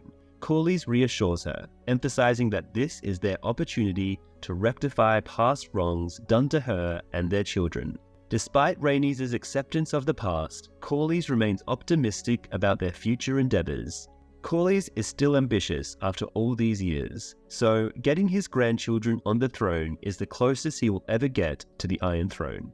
After Rhaenyra leaves, Lenore and Joffrey Lonmouth retreat to a secluded spot among the sandy beach dunes. They share a secret that they are lovers in a same-sex relationship. Joffrey reassures Lenore that their marriage with Rhaenyra exceeded all expectations, as she not only accepted their relationship, but also plans to have her own private lovers. Lenore playfully shuffles Joffrey before they share a passionate kiss. It was widely known in Fire and Blood that Lenore's sexual orientation was not kept a secret. As Viserys' ship sails back across Blackwater Bay towards King's Landing, Sir Criston Cole confronts Rhaenyra on the deck. He expresses his knowledge that she does not truly love Lenore and has voiced her concerns about being forced into a loveless marriage for years. Instead, he implores her to escape with him into exile beyond Westeros, where they can be united in marriage. Rhaenyra gently declines, citing her duties to her family and the realm, making it clear that she cannot abandon them or marry him. She reveals that she has reached an understanding with Lenore, believing there to be no issue. However, Criston's demeanor changes as he expresses his frustration, declaring that he does not wish to be merely a lover to Rhaenyra. He confesses that his honor as a member of the Kingsguard is of utmost importance to him, and he feels he has tarnished it by breaking his vow of chastity with her. Criston had hoped to redeem a part of his honor by marrying her lawfully. Despite Rhaenyra's attempts to explain the impossibility of their union, Criston storms off in anger. In the novel, Rhaenyra rejected Criston's proposal to elope to Essos and marry there because she doubted his commitment to marriage vows, especially considering his previous betrayal as a member of the Kingsguard. This conversation occurred before Rhaenyra journeyed to Driftmark to meet her betrothed, highlighting her lack of trust in Criston's fidelity. On a dreary day in the bustling city of King's Landing, Sir Otto Hightower is getting ready to depart from the Red Keep with his loyal guards, heading back to his home in Old Town, after being relieved of his duty as Hand of the King. His daughter, Queen Alicent Hightower, is visibly distraught as she pleads with him, insisting that she believes Rhaenyra's claim of still being a virgin. She argues that his dismissal is not solely based on this accusation, but rather a result of his relentless push for her son, Aegon Targaryen, to be named the new heir to the throne. Sir Otto sternly rebukes her, pointing out the harsh reality of the situation. With King Viserys' health deteriorating, Rhaenyra's ascension to the throne is inevitable. He explains to Alicent that once Rhaenyra takes power, she will have no choice but to eliminate any potential threats to her reign, including Alicent's children. The only options left for Alicent are either to scheme and secure her own position at court against Rhaenyra, or to try and win over her stepdaughter in the hopes of earning some mercy for her family. Struggling to express his love and desire to protect her, Sir Otto shares a final, desperate embrace with Alicent before riding off into the distance, leaving her to ponder the difficult choices ahead. Surrounded by members of the Targaryen family, Alicent knows she will never truly be considered one of them. Despite their presence, she would always remain a Hightower at heart. It is during the emotional farewell with her father that she begins to feel the anger rising within her. Alicent seeks solace in the godswood of the castle, yearning for some time alone. However, her solitude is interrupted by Larys Strong, the gentle and disabled younger son of Lord Lionel Strong. Larys draws attention to the exotic flowers from Braavos flourishing in the garden, thriving despite being far from their original home, a subtle reference to Alicent herself. In a sly manner, Larys subtly inquires about Rhaenyra's well-being, prompting Alicent to question his motives. He casually mentions that on the same night Daemon was banished once more, Rhaenyra was given a special tea concocted by Grand Maester Mellos. Alicent pieces together Larys's insinuation that Rhaenyra may have taken moon tea, a potion used to terminate pregnancies, implying that she had engaged in intimacy with Daemon. The revelation leaves Alicent shocked and unsettled. Larys is portrayed as a cunning manipulator in House of the Dragon. His character draws parallels to Littlefinger and Varys from Game of Thrones. Larys was born with a clubfoot, which has resulted in him playing a more passive role within his family and the royal circles he frequents. Instead of actively participating, Larys is often seen sitting and observing, which enables him to gather valuable information. Upon Criston Cole's return from Driftmark, Alicent requests his presence in her chambers, where she dismisses her attendants to ensure privacy. Alicent carefully selects her words as she broaches the sensitive topic of rumors surrounding Rhaenyra's virtue. She hints at the speculation that Rhaenyra may no longer be a maiden, without explicitly naming her supposed partner. Filled with remorse and heartache over Rhaenyra's rejection of his marriage proposal, Criston admits to Alicent that he is the one who shared an intimate encounter with Rhaenyra. This revelation catches Alicent off guard, as she had presumed Daemon, Rhaenyra's uncle, to be the guilty party. Despite Rhaenyra's potential initiation of the affair, Criston takes full responsibility for breaking his vows as a member of the Kingsguard. In a plea for mercy, Criston implores Alicent to grant him a swift death through execution, rather than endure the gruesome punishments typically reserved for such transgressions. Alicent, however, is stunned by Rhaenyra's deceit and betrayal, realizing that Rhaenyra had manipulated the truth to protect her own reputation. The repercussions of Rhaenyra's actions have not only tarnished her own honor, but have also jeopardized important political alliances, resulting in consequences for Alicent's father at court. With a hardened heart, Alicent instructs Criston to leave and resume his duties, signaling an end to their private conversation. The book portrays Alicent as a vindictive and driven individual whose relationship with her stepdaughter abruptly ended when her son Aegon was born. Despite the significant age gap between them, a maternal hierarchy was always present in their interactions. Upon returning to the castle from his journey, King Viserys collapses immediately after stepping down from his carriage in the courtyard. He is quickly taken to his private chambers, where he regains some strength while being attended to by his maesters. Despite having 2 fingers amputated from his left hand in an attempt to stop the spreading infection, the illness continues to advance along his forearm over the years. Grand Maester Mellos recommends another round of leeching, but his new assistant, Maester Orwyl, proposes a new medicinal poultice instead. In the book, Orwyl was not a familiar maester residing at the Red Keep during Mellos' tenure as Grand Maester. Rather, he held the esteemed title of Archmaester until he was chosen by the Conclave to succeed Mellos after his passing. In the show, Grand Maester Mellos dismisses the idea, claiming that his leechings have always helped the king's condition. After Mellos leaves, Orwyl discreetly gives Lord Lionel a new medicine for the king to help him sleep. Alone with Lionel, Viserys expresses his concerns about his legacy, feeling that he hasn't achieved greatness as a warrior or through conquests, yet has avoided major failures. Lionel reassures him that a peaceful reign could be considered a positive legacy.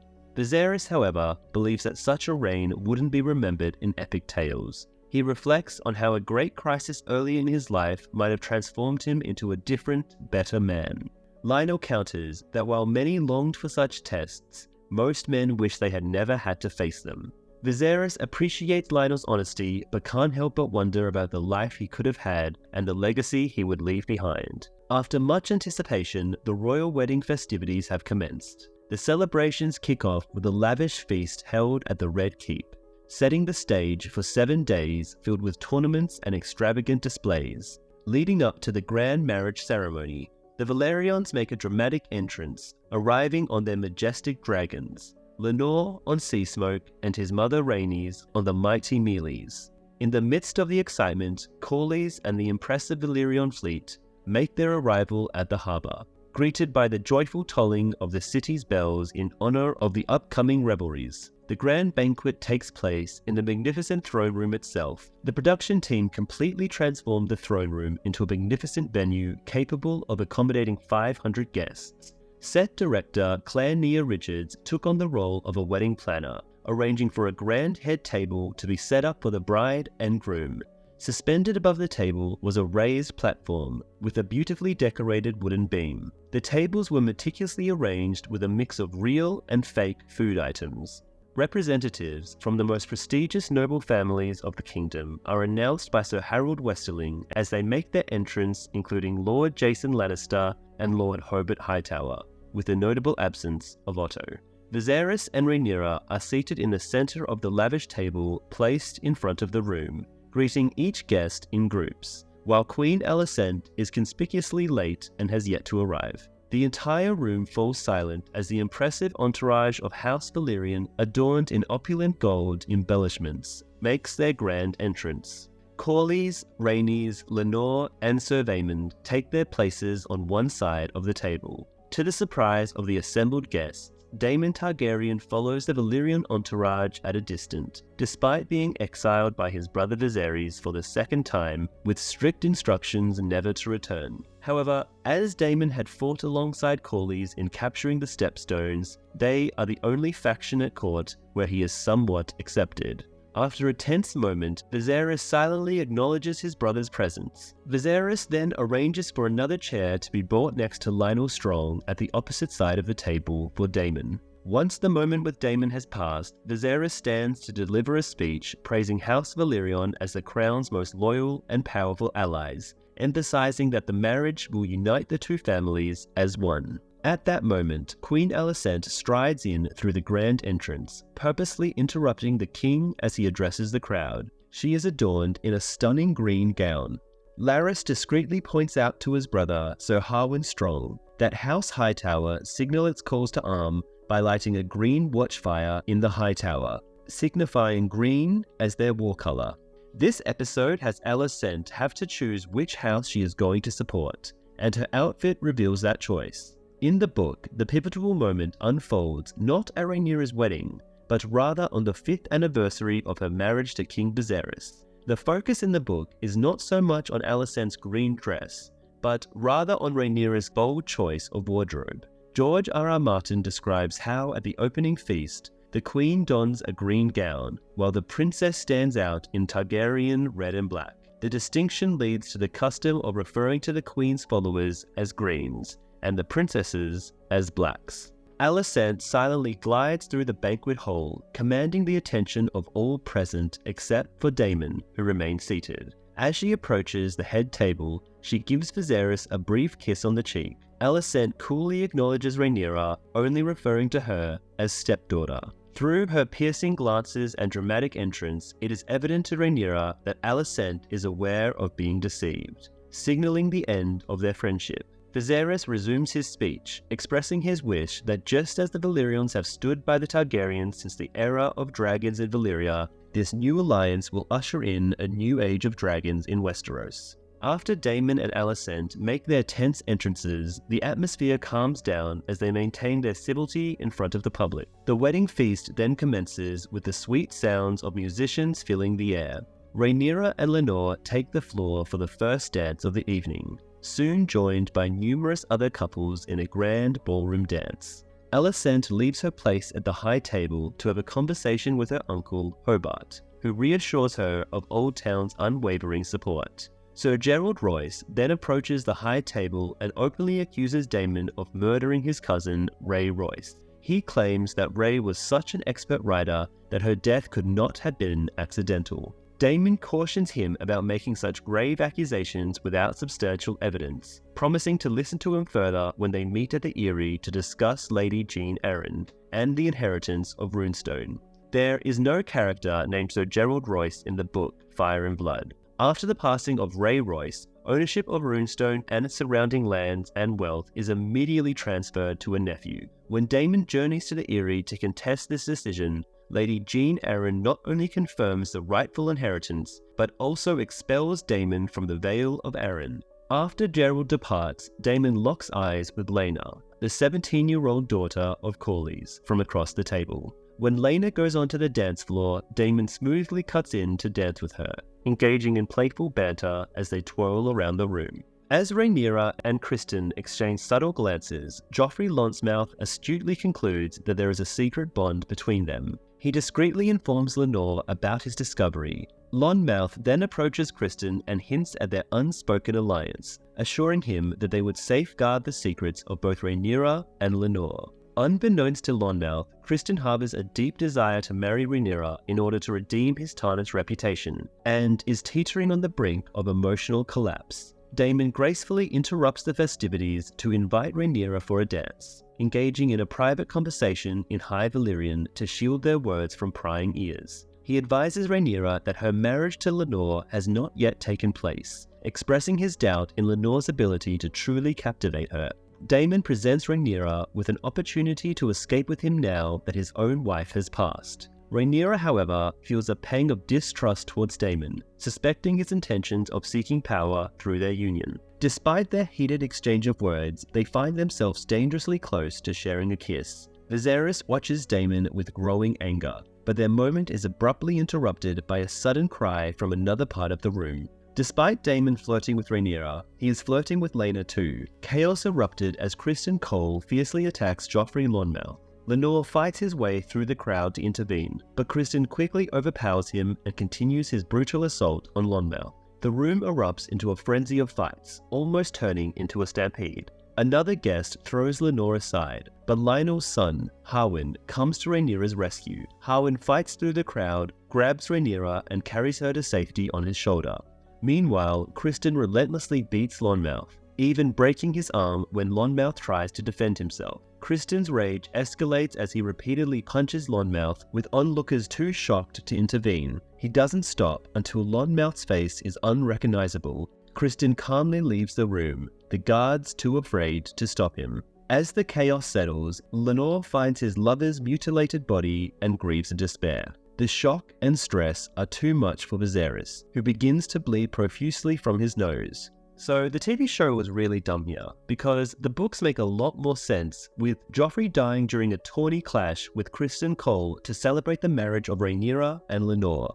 Moreover, Kristen's anger stems from Rhaenyra giving Harwin her favour, which was normally reserved for Criston Cole, leading him to take out his frustrations on Joffrey and other competitors. Lastly, Criston Cole's killing of Joffrey Lonmouth could be seen as an olive branch to the Greens. Actor Paddy Considine was wearing a green sleeve for the scene that was digitally edited out to make it look like he had no arm. When Alicent asks about the baby's name, Lenore quickly interjects before Rhaenyra can speak, announcing that the baby will be named Joffrey.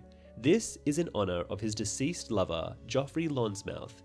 Viserys proudly claims that the baby has inherited his father's nose, causing an uncomfortable silence among the others present.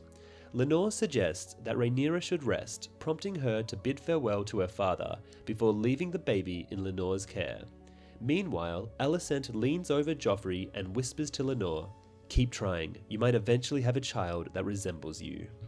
Alicent is determined to safeguard her own sons, who are rightful heirs to the throne if Rhaenyra's children are proven to be illegitimate, while Viserys is overjoyed by the arrival of his new grandson.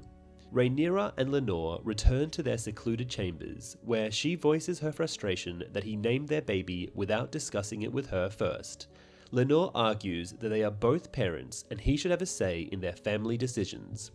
Exhausted from childbirth, Rhaenyra retorts, "Only one of us is bleeding." Lenore glances toward Alicent's chambers and notices a trail of blood on the floor, realizing that Rhaenyra has been leaving a path from her recent childbirth. The writers of the show deliberately decide to include graphic details about childbirth. Typically, the entertainment industry prefers to ignore the messy and real aspects of childbirth, focusing instead on a sanitized version of events. In the privacy of their chambers, Rhaenyra and Lenore were greeted by their two eldest sons, Jacaerys Velaryon, Jace, and Lucerys Velaryon, Luke, as well as Sir Harwin Strong, the commander of the City Watch. None of Rhaenyra's sons inherited the typical Valyrian silver-white hair. Instead, they all had dark hair and fair skin, bearing no resemblance to Lenore. Jace and Luke excitedly revealed that they had chosen a dragon egg to place in Joffrey's cradle to form a bond with the hatchling. Harwin had come to protect the egg as they moved it from the dragon pit. Despite their unconventional family dynamics, Jace and Luke were friendly and well-behaved. Lenore insisted that Rhaenyra rest, sending the boys off to continue their dragon training at the dragon pit. Lenore and Rhaenyra's pact that was made in episode 4 clearly still stands, and there is no animosity between them. They are free to have affairs with whomever they want. Lenore is perfectly fine with Sir Harwin being the father of Rhaenyra's children. The Dragon Keepers are teaching Rhaenyra's sons, Jace and Luke, along with Alicent's sons, Aegon, who is currently a lazy and spoilt teenager, and her younger son, Aemon Targaryen. The lesson of the day is focused on training Jace's juvenile dragon, Vermax, who is about the size of a small horse, to respond to verbal commands. Aegon is uninterested in the lesson as he has already gone through the same training with his own dragon, Sunfire, as well as with the dragons of the younger children. During the lesson, Jace successfully commands Vermax to obey and stop, and then to breathe fire at a live sheep. After the demonstration, they leave Vermax to enjoy his roasted prey. The fact that all of Rhaenyra's children hatch their own dragon eggs shows that their bloodline has the potential to create a second Valyria in Westeros if she is allowed to become queen. Aemond is feeling rejected because he is the only child who has not formed a bond with a dragon yet. The 3 other boys assure him that they have a special surprise for him. Aegon explains that they felt sorry for him not having a dragon to ride, so they managed to find a brand new dragon just for him. However, Aemond is wary of their intentions. Suddenly, Luke emerges from the lower level with a pig that has brooms attached to it as wings. The boys present the pig to Aemond, mockingly calling it the Pink Dread. The boys burst into laughter before walking away, leaving Aemond feeling embarrassed and disappointed. Frustrated, Aemond makes his way down to the lower chambers of the dragon pit, where the dragons nest. His goal is to find an unclaimed dragon, so he bravely ventures into the darkness. Suddenly, he is startled by Dreamfire, who breathes fire in his direction in anger. Aemond stumbles backward and rushes out of the dragon pit. The boys generally have a good relationship, although Aegon and Aemond are aware of the rumours surrounding the legitimacy of their nephews. Aemond in particular often finds himself being mistreated by the other princes because the egg that was placed in his cradle never hatched. Meanwhile, in her private chambers, Alicent sits with her daughter Helaena Targaryen. Helaena, once a baby at Rhaenyra's wedding, is now an 11-year-old girl who is introverted and fascinated by her insect collection. A Kingsguard brings in Aemond, who is dirty and covered in soot. Helaena remarks that he has gotten himself into trouble again, while Alicent scolds him for his reckless attempts to claim a dragon on his own. Feeling embarrassed, Aemond admits that the other boys tricked him with a pig dressed up as a dragon, causing everyone to laugh at him. Alicent comforts her son, assuring him that he will have a dragon of his own one day. Helaena cryptically mentions that he may have to make a sacrifice to achieve his goal. Helaena has reached maturity and formed a strong bond with her dragon, Dreamfire. As she carefully studies a millipede, Alicent and Viserys engage in a conversation about the recent incident while Viserys is engrossed in constructing a model of Valyria's capital city.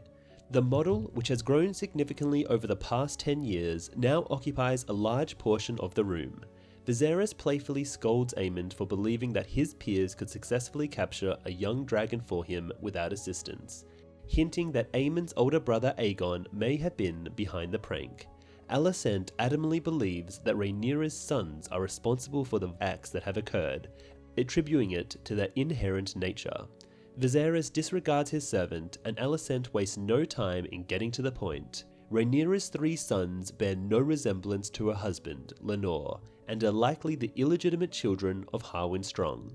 Alicent is shocked by Rhaenyra's boldness, stating that having 1 child from an affair is a mistake, but having 3 is an outright insult.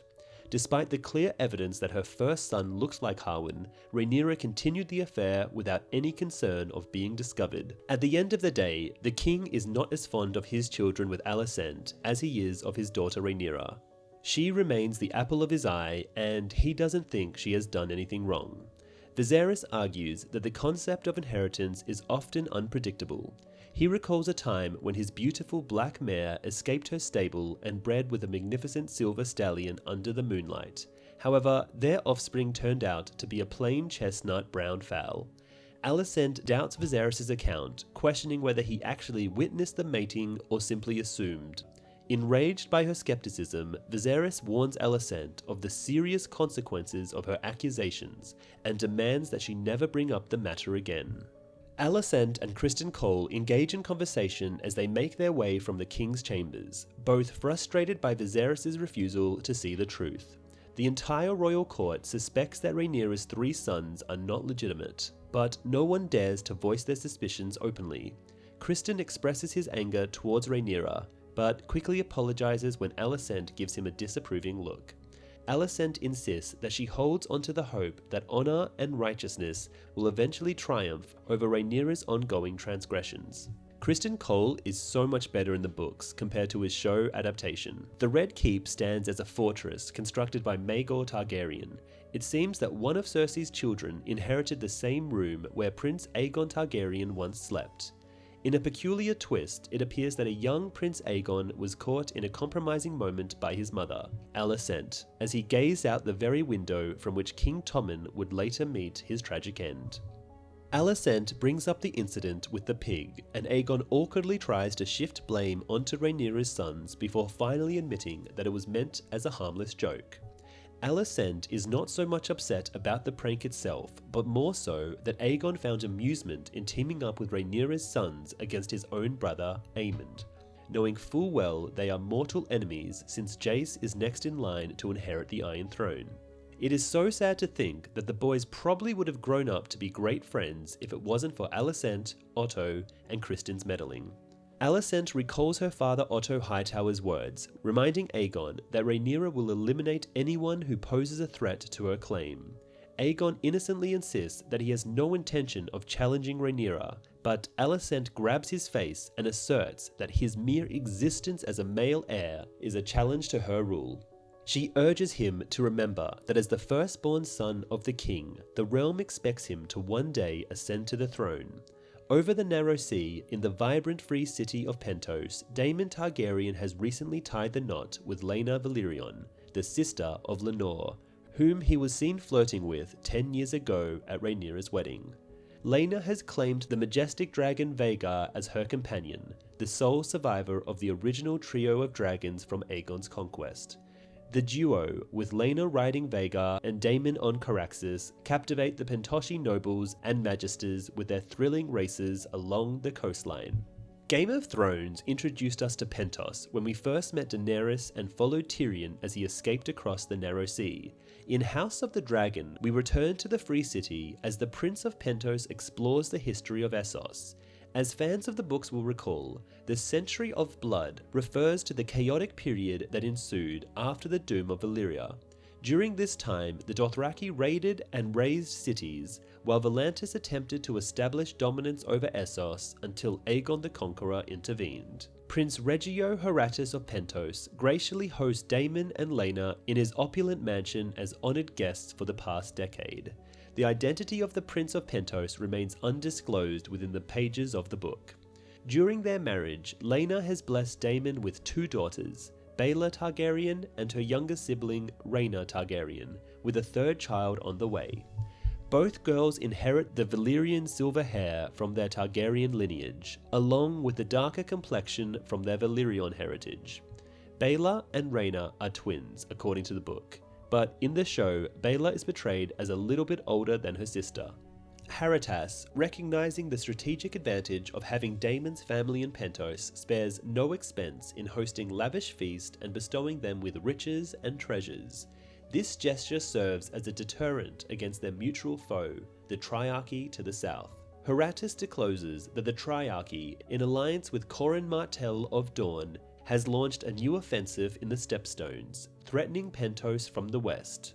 In exchange for Daemon's support in the renewed campaign against the Triarchy, Haratas offers him substantial permanent landholdings in Pentos. While Laena expresses hesitation, Daemon agrees to consider the proposal. In the book, the Triarchy reignited hostilities in the Stepstones just 2 years after Daemon's victory over Kragas, rather than waiting a decade. As the night grew darker, Daemon completed his tutoring session with Baela in High Valyrian. Laena, however, advised him against accepting the offer. Despite being treated as honoured guest for the past 10 years, she longed for the adventurous life of a dragon rider and wished for her daughters to experience the same upbringing she had on Driftmark. Little is shown of Daemon bonding with his children, but he clearly has a favourite. He is teaching Baela High Valyrian, but not Rhaena. This could be because Baela has a dragon, whereas Rhaena does not. Laena pays a visit to her younger daughter, Rhaena, who is carefully tending to her dragon egg in a bazaar. Rhaena expresses her disappointment that she is the only one in the family without a dragon, especially since her older sister Baela's egg has already hatched. Rhaena's egg was placed in her cradle when she was a baby in hopes of forming a strong bond, but even after 8 years, it remains unhatched. Laena comforts her daughter by explaining that it is not uncommon for dragon eggs to never hatch, and shares her own experience of not bonding with a dragon until she was 15 years old. when she formed a powerful connection with the formidable Vhagar, the largest living dragon. Vhagar is renowned for being the largest dragon currently in existence. Vhagar had no rider until a young Laena made him hers. In the deep of the night, Daemon gazes out at the city skyline from the rooftop of his grand mansion. Laena joins him and shares news of a letter written by her brother Lenore, revealing that Rhaenyra has given birth to a third son. Daemon responds with a hint of sarcasm, questioning if Lenore mentioned the uncanny resemblance of the child to the City Watch commander. Laena notices Daemon's discontent with his life in Pentos, despite his reluctance to admit it. She observes that he rarely sets foot outside the mansion, preferring to immerse himself in books about the ancient Valyrian dragon lords. Laena acknowledges that she may not have been his first choice as a wife, a fact that Daemon tries to brush off. However, she lovingly embraces him and expresses her belief that he was destined for a greater purpose beyond the confines of Pentos. In the training yard of the Red Keep, Criston Cole is giving lessons to Aegon, Aemond, Jace, and Luke. The children of Rhaenyra are clad in red and black attire, while Alicent's children are wearing green garments. King Viserys watches proudly from a higher vantage point, accompanied by Lionel Strong. King Viserys may find wonder in the enigmas of nature, but it is clear to all that Harwin is undeniably the father of Rhaenyra's children. Meanwhile, in the books, it is not so clear that Rhaenyra's children are not Lenore's. Harwin Strong is present, overseeing Rhaenyra's sons during the practice session. Criston arranges for the much older Aegon to spar with Jace, despite Harwin's objections about the unfair matchup. Aegon initially dominates the bout, but Jace manages to mount a fierce counterattack against the cocky teenager. Criston offers guidance to Aegon, while Harwin coaches Jace. In their second round, Aegon successfully knocks Jace to the ground, prompting Criston to urge him to continue attacking his defeated opponent. Aegon follows through with enthusiasm, fueled by his recent instructions from his mother that Rhaenyra's sons are his adversaries. Harwin steps in to stop Aegon from further assaulting Jace, criticizing Criston for instilling cruelty in the boys by encouraging them to overpower weaker opponents. Criston provokes Harwin by suggesting that his interest in Rhaenyra's sons is unusual, akin to the care a father would show his own children. Enraged by the insinuation, Harwin strikes Criston in the face, knocking him down and proceeding to deliver a beating. 4 other members of the Kingsguard are required to restrain Harwin, as he challenges Criston to repeat his comment. The book does not make any reference to Criston provoking Harwin by claiming him to be the real father of Rhaenyra's children, or Harwin ever physically attacking him. One of Rhaenyra's handmaids discreetly informs her about the unsettling incident that took place in the courtyard. Utilizing the concealed entrance to the intricate network of secret passages which has been revealed to her by Daemon, she eavesdrops on a tense conversation between Harwin and his father Lionel. Harwin desperately tries to justify his actions, claiming that Criston had ordered Aegon to assault the heir to the Iron Throne. However, Lionel rebukes him sharply, accusing him of bringing suspicion upon himself and their family. He cryptically mentions that everyone in the castle, including himself, harbors doubts, insinuating that the suspicions revolve around the paternity of Rhaenyra's 3 sons. Lionel reveals that the truth is an open secret, known even to King Viserys himself, but due to the king's deliberate ignorance, no one dares to voice it publicly. This revelation deeply disturbs Rhaenyra. She realizes, with a sense of unease, the extent of the doubt surrounding her children. Later, Alinda Massey, Rhaenyra's handmaid, gently offers her warm, soothing towels to ease the discomfort in her breasts. Suddenly Lenore staggers in drunk, accompanied by his lover, Carl Corey, after a night of revelry in Flea Bottom. Dismissing the others, Lenore excitedly informs Rhaenyra that conflict has reignited in the Stepstones. He proclaims himself a dragon rider and a warrior, eager to experience the thrill of battle once more.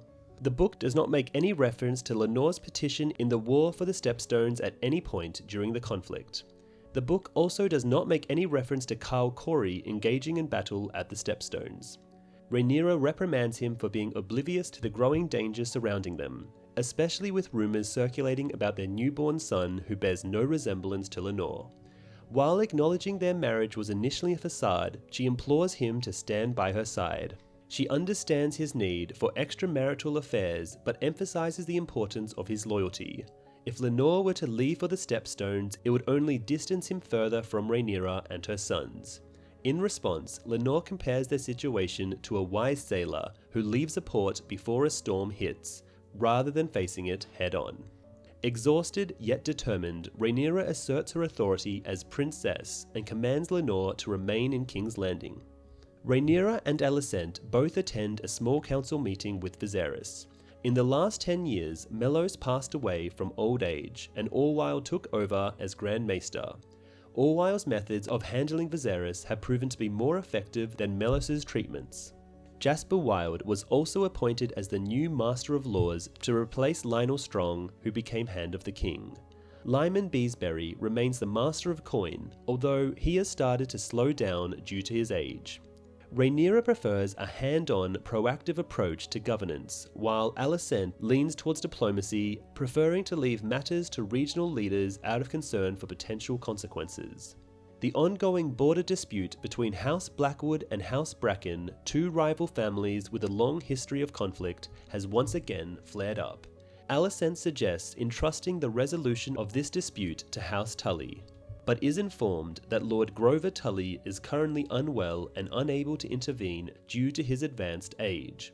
Alicent proposes waiting for Grover's son to take charge of the situation, but Rhaenyra argues against this, fearing that the Blackwoods and Brackens may use the delay as an opportunity to escalate the violence between them. Instead, she suggests seeking the guidance of the local villagers, who are familiar with the ancient border markers. Rhaenyra believes that sending envoys to consult with these country folk will help in finding a peaceful solution to the ongoing conflict without further bloodshed. They then turn their attention to the renewed conflict in the Stepstones involving the Triarchy, who have now formed an alliance with Independent Dawn.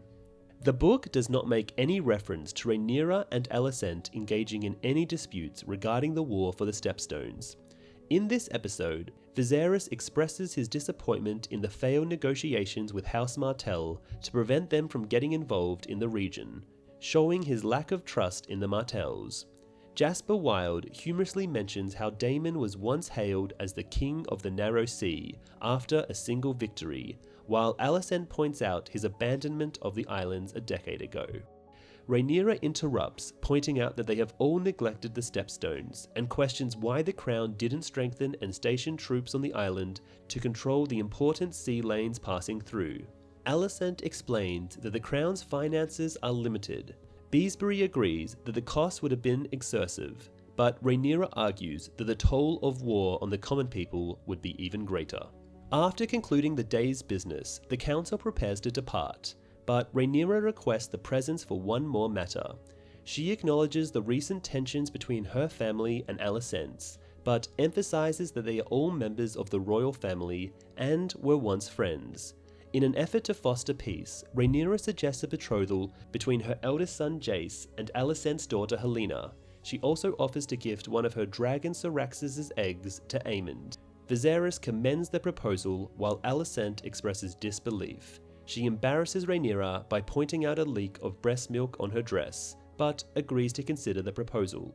Upon departing from the council meeting, Alicent engaged in a heated argument with Viserys regarding the perceived insult of the offer presented. Although she refrained from explicitly stating the reason, it was clear that she believed Jace to be illegitimate. Alicent viewed Rhaenyra's proposal as a desperate move, driven by a sense of being cornered.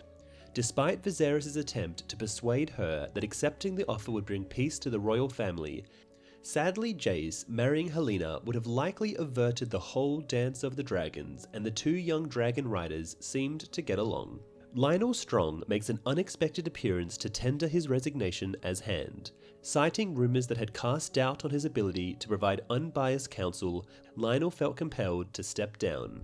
Viserys, reluctant to lose his trusted advisor, pressed Lionel to disclose the nature of these rumours. However, Lionel hesitated, unable to vocalize them. In response, Viserys insisted that if Lionel could not openly address the rumours, he could not resign over them. Reluctantly, Lionel acquiesced, but requested that his son Harwin be allowed to return to Harrenhal to prepare for his future role as heir to their family's legacy. Viserys ultimately agreed to this arrangement, and Rhaenyra is losing more and more of her trusted allies at court. Later, Alicent has a meal with Lionel's younger son, Larys Strong, in her private chambers. Larys, who has recently become a royal interrogator in the dungeons, has become Alicent's informant. This time, Alicent is the one informing him of the events at the small council. Larys's father has decided not to confront the king about Harwin's alleged affair with Rhaenyra, and will continue as Han. Alicent expresses her frustration at the lack of allies in court, and mentions how she could rely on her father, Otto Hightower, if he were present to be impartial. Larys reminds her that her own father wouldn't be impartial either, to which Alicent insists that he would be partial to her. She openly wonders if there is anyone in King's Landing who would take her side. Taking advantage of the situation, Larys descends into the depths of the castle dungeons and selects 3 individuals who have been sentenced to death. He proposes a deal to them. If they agree to work as his agents, he will grant them a reprieve from their impending execution. However, in exchange, they must undergo a gruesome procedure of having their tongues removed to ensure that they cannot betray his trust by divulging his secrets. Larys has become Alicent's most trusted advisor after her father's removal as Hand of the King. In the midst of the moment, Harwin Strong bids a heartfelt farewell to Rhaenyra and her 3 sons without uttering a word. As he departs, Rhaenyra reassures Jace that they can still keep in touch with him through letters. Jace, the eldest and most perceptive of her sons, boldly questions whether Harwin Strong is truly his father, and if he is illegitimate. Taken aback by the directness of his query, Rhaenyra hesitates to provide a clear answer verbally, instead emphasizing that as her son, he is a Targaryen, which is all that matters. Despite her attempt to deflect the question, both of them understand the implications of her evasive response, leaving Jace in a state of shock. In the latest episode, it wasn't just Helaena Targaryen who sensed impending disaster, so Harwin Strong also seemed to hint at his own demise as he bid farewell to Rhaenyra and their children. While saying goodbye to baby Joffrey, Sir Harwin critically remarked, "I will be a stranger when we meet again." On the surface, it may seem like he was simply acknowledging that the child wouldn't remember him, but there might have been a darker significance to his words. In the land of Westeros, the stranger symbolizes death, and Arya Stark learns in her readings that the stranger is also known as the many-faced god. In the city of Pentos, Laena experiences complications during childbirth, causing concern for her and Daemon. The physician reveals that the baby is in a breech position, posing a difficult decision for Daemon, similar to one Viserys faced in the past. Uncertainty looms over the fate of the baby, with the option of a risky procedure to save it. Instead of focusing on the child's survival, Daemon prioritizes saving Laena's life, which the physician deems impossible. Upon overhearing the grim news, Lyanna escapes the room and makes her way to her dragon on the beach. Preferring a swift death as a dragon rider rather than prolonged suffering, she commands Vhagar to end her life by fire. After a moment of hesitation, Vhagar obeys and immolates Lyanna, witnessed by a heartbroken Daemon and their daughters from the mansion's rooftop. As dawn breaks, Daemon and his grieving daughters gaze upon the charred remains of Laena below, reflecting on the tragic events that unfolded. In Fire and Blood, Laena was residing in Driftmark, not Pentos, at the time of her 3rd childbirth. Laena delivered a baby, but unfortunately the infant was born deformed and did not survive beyond an hour. Tragically, Laena herself passed away just 3 days after the heartbreaking event. Also, Laena did not perish in the flames of Vhagar. In her final moments, she made a valiant effort to approach Vhagar in hopes of soaring one last time, only to succumb to death before reaching her destination. In the Riverlands, Lionel guides Harwin back to Harrenhal, the enormous castle that was partially destroyed 100 years ago during Aegon's conquest, and subsequently given to House Strong. Larys's mute spies trail behind them. The book does not make any reference to Larys having silent servants, or servants whom tongues were forcibly removed at his orders. During the night, Lionel is startled awake by a blaze that the agents have ignited within the castle. Harwin frantically tries to reach his father's chamber, but the intense heat has fused the lock closed. Tragically, the ceiling caves in on them and both perish in the flames. The perpetrator behind the tragic fire that claimed the lives of Lionel and Harwin Strong remains a mystery in the book. Among the list of suspects are Larys Strong, Corlys, Daemon, and even Viserys. The book suggests that Larys Strong's potential motive for the crime could have been to seize control of Harrenhal, rather than see Otto Hightower return as Hand of the King. It is also theorized that Viserys ordered it so Harwin could never claim Rhaenyra's children were ever his to upset the line of succession. In the midst of all of this, Rhaenyra encounters Lenore honing his skills in the training yard alongside Khal Khori. Despite her failed attempt to make peace with Alicent, she has heeded Lenore's advice and decided to depart before the storm brewing between them escalates. She plans to relocate with her sons and household to Dragonstone Island, where they can escape the rumors and schemes of Alicent. She implores Lenore to join her on this journey and encourages him to bring Khal along as well, realizing that they will need every ally they can find for the impending conflict with Alicent and her children. By leaving King's Landing, Rhaenyra is paving the way for Alicent to take over.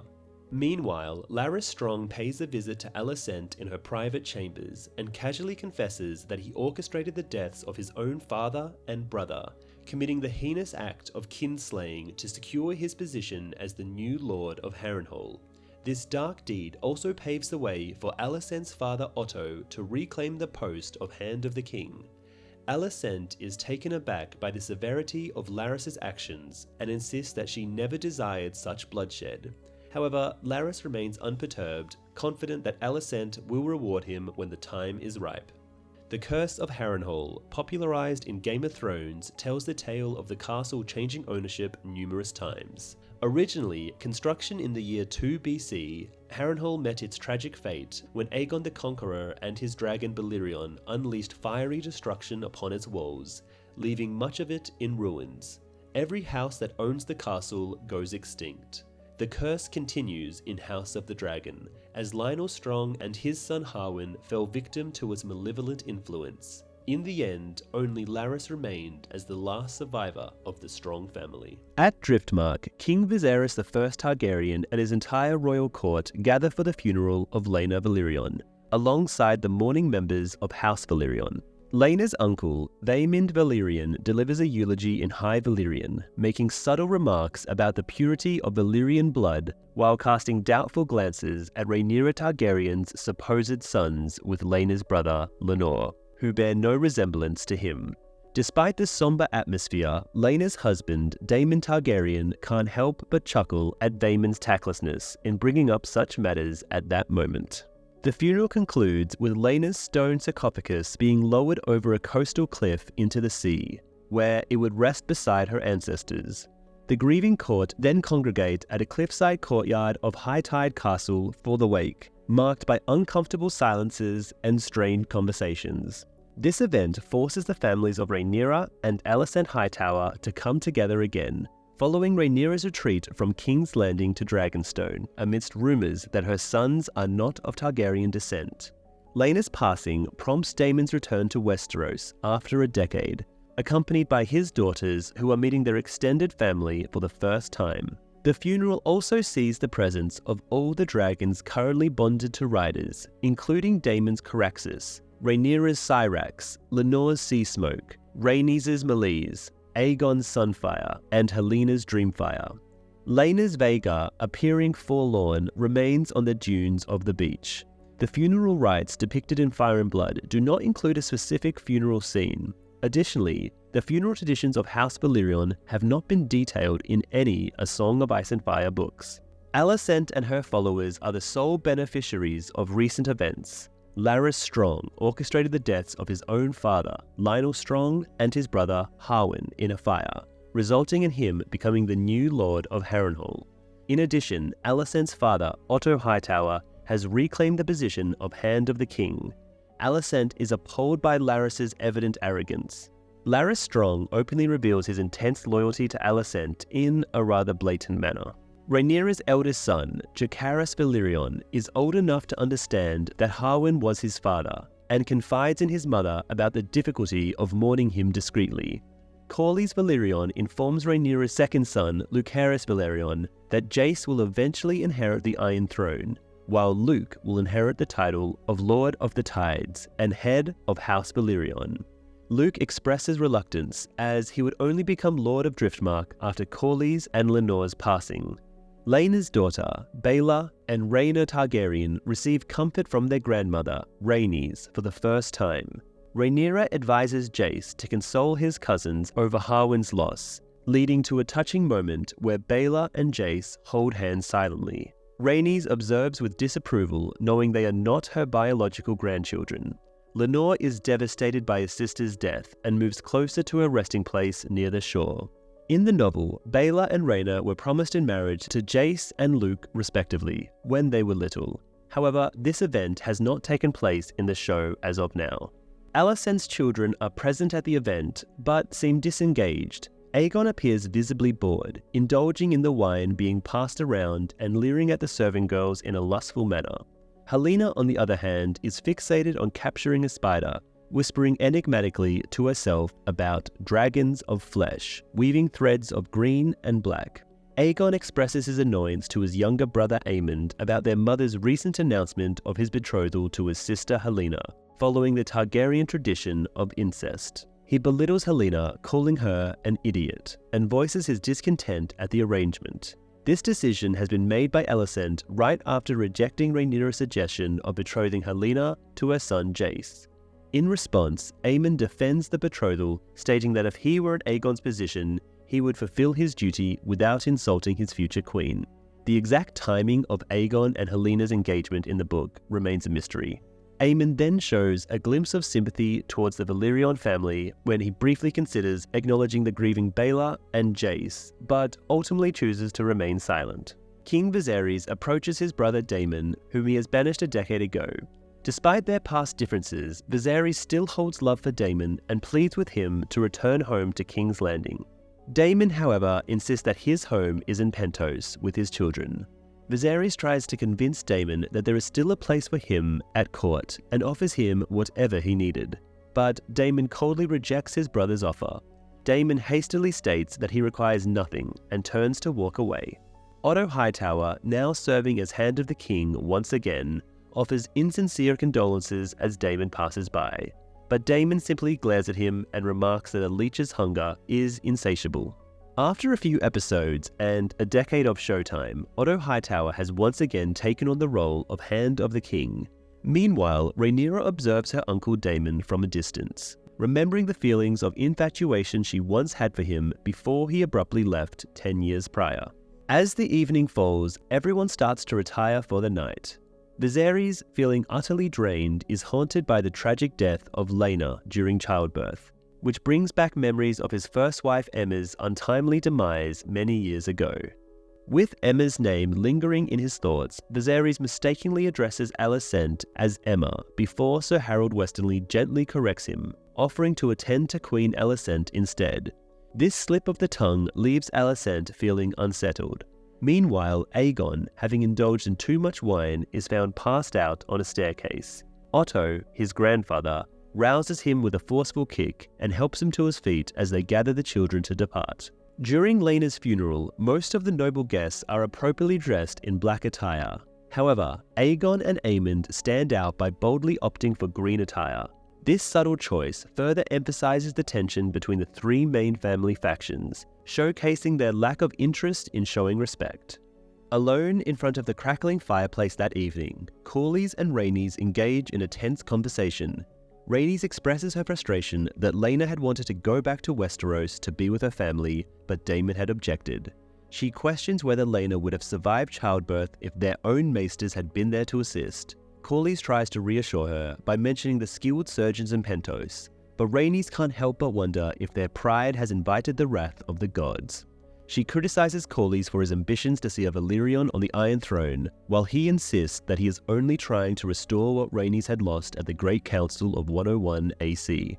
In the book version, Laena was indeed at Driftmark during her labor, and the Maester's efforts were unsuccessful in saving her. As they sit in contemplative silence, Rhaenys reveals her desire for Laenys eldest daughter, Baela, to inherit Driftmark instead of Luke. She confides in Corlys about the true parentage of Rhaenyra's sons and the fact that they are not of Valyrian descent. Despite her lack of interest in ruling the Iron Throne, Rhaenys wants Baela to be recognized as the rightful heir to Driftmark, while they still have the opportunity. However, Corlys hesitates, feeling that disinheriting Luke would cast doubt on Jace's claim to the throne. Rhaenys argues that Laena's daughters are her legacy and should be honored accordingly, but Corlys maintains that history does not remember bloodlines, but rather names. The book does not talk about Rhaenys expressing a desire for Driftmark to be inherited by Baelor over Lucerys. Underneath the starlit sky, Rhaenyra and Daemon stroll along the sandy shore outside the castle, engaged in a heartfelt conversation about their recent losses and the tension that had built up over the past decade of separation. Rhaenyra expresses her concerns about Lenor's state of mind after the tragic events, fearing that he may no longer be of any use to her. Despite their marriage being a facade, she makes an effort to maintain appearances. She reveals that she and Lenore have made numerous attempts to conceive children, but to no avail. As a result, she believes that her 3 sons are fathered by Harwin. Worried about the curse that supposedly loomed over Harrenhal since Aegon's conquest, Rhaenyra regrets not forbidding Harwin from returning to the Riverlands. Daemon dismisses the idea of the curse as mere superstition, something Otto or Alicent would likely take advantage of. However, Rhaenyra defends Alicent, stating that she doesn't believe she is capable of ordering Harwin's death. Accusing Daemon of leaving her for a decade while she was in need, Rhaenyra tells him about her disappointment. In response, Daemon explains that he left to protect her from the dangers associated with his presence. Reflecting on their past and the happiness they once shared, Rhaenyra questions Daemon's feelings for Laena. Painfully, Daemon admits they had been content. As they console each other in their sorrow, Rhaenyra pulls Daemon close, declaring that she is no longer a child. Their shared grief brings them closer, leading to a moment of intimacy as they seek solace in each other's arms. Seeking refuge in a dilapidated boat, they undress each other under the soft glow of the moonlight, sharing a tender and passionate connection.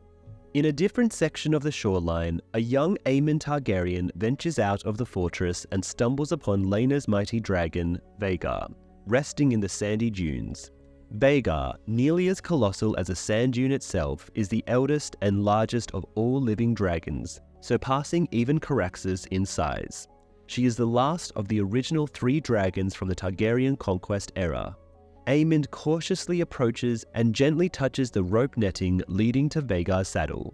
Vhagar stirs awake, but recognizes the royal blood in Aemond, causing her to lower her guard. Aemond attempts to mount Vhagar, but she growls and prepares to unleash her fiery breath. Undaunted, Aemond stands his ground and issues commands in High Valyrian, asserting his authority over the dragon. After a tense moment, Vhagar relents and allows Aemond to climb onto her saddle. With a command to fly, Vhagar soars into the night sky. Aemond struggles to maintain his balance on the saddle, but eventually gains control and steers Vhagar on a flight around the castle before landing safely, having formed a bond as a dragon rider. Dragons like Vhagar, who have lived for almost 2 centuries, are not easily swayed to accept new riders. Vhagar has had multiple riders in the past, including Queen Visenya, Prince Baelon Targaryen, and Laena Valyrion, all of whom had to demonstrate their bravery to earn the dragon's trust. The criteria for a dragon to choose a rider remains a mystery, but it is believed to be linked to the rider's courage and worthiness as a dragon rider. Baelor and Rhaenyra discover that Vhagar has been taken, prompting them to wake Jace and Luke to investigate. Furthermore, at this juncture in the story, Joffrey Valyrion, a mere 3-year-old, yet still considered an infant in the television adaptation, was the first to observe Aemond's attempt to assert ownership of Vhagar in the novel, as opposed to Baelor. In the episode, the younger children intercept Aemond as he returns to the castle through a tunnel leading to the beach. Rhaena tells him that Vhagar was her mother's dragon, but Aemond argues that she should have claimed her earlier if she truly wanted her. Filled with arrogance from mastering the largest dragon in the world, Aemond suggests that Rhaena ask Rhaenyra's sons for a pig instead, insinuating it would be more suitable for her. This angers Rhaena, leading to a physical confrontation where Baelor punches Aemond, who retaliates with a punch of his own. A scuffle breaks out among the children, with Aemond injuring Luke's nose before being pinned down by all 4. Despite his size advantage, Aemond manages to break free and threaten to feed them to his dragon, referring to them as bastards, like their father. Confusion arises when Luke mentions his father is still alive, prompting Aemon to address Jace as Lord Strong, insulting him in the process. Jace, feeling offended, draws a knife, charges at Aemon, only to be disarmed and knocked to the ground. As Aemon approaches Jace with a rock in hand, he fails to notice Luke retrieving the discarded knife. In a swift move, Jace throws sand in Aemon's face, while Luke slashes him across the left side of his face, including his left eye. Aemon screams in pain as Sir Harold and the other Kingsguard arrive on the scene.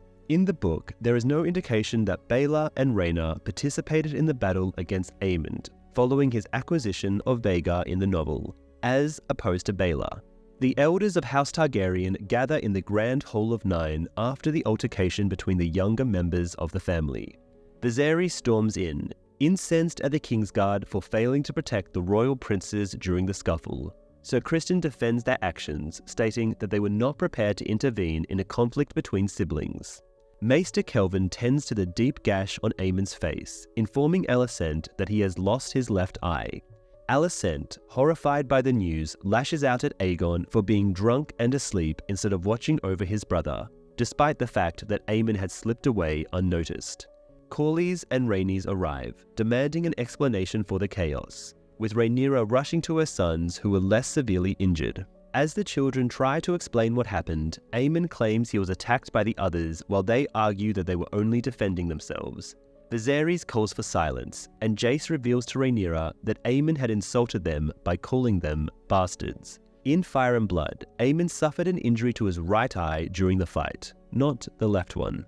Viserys demands of Aemon to reveal the truth of the situation, but Alicent angrily interrupts, claiming that her son has been injured and Rhaenyra's sons are to blame, dismissing any other details. Rhaenyra argues that Aemon's injury was an unfortunate accident, but Alicent insists that her sons had malicious intentions and brought a knife to harm Aemon, a claim Rhaenyra refutes by stating they only used the knife in self-defense. Rhaenyra accuses Aemon of making derogatory remarks about her sons. She demands an investigation to uncover the source of these insults.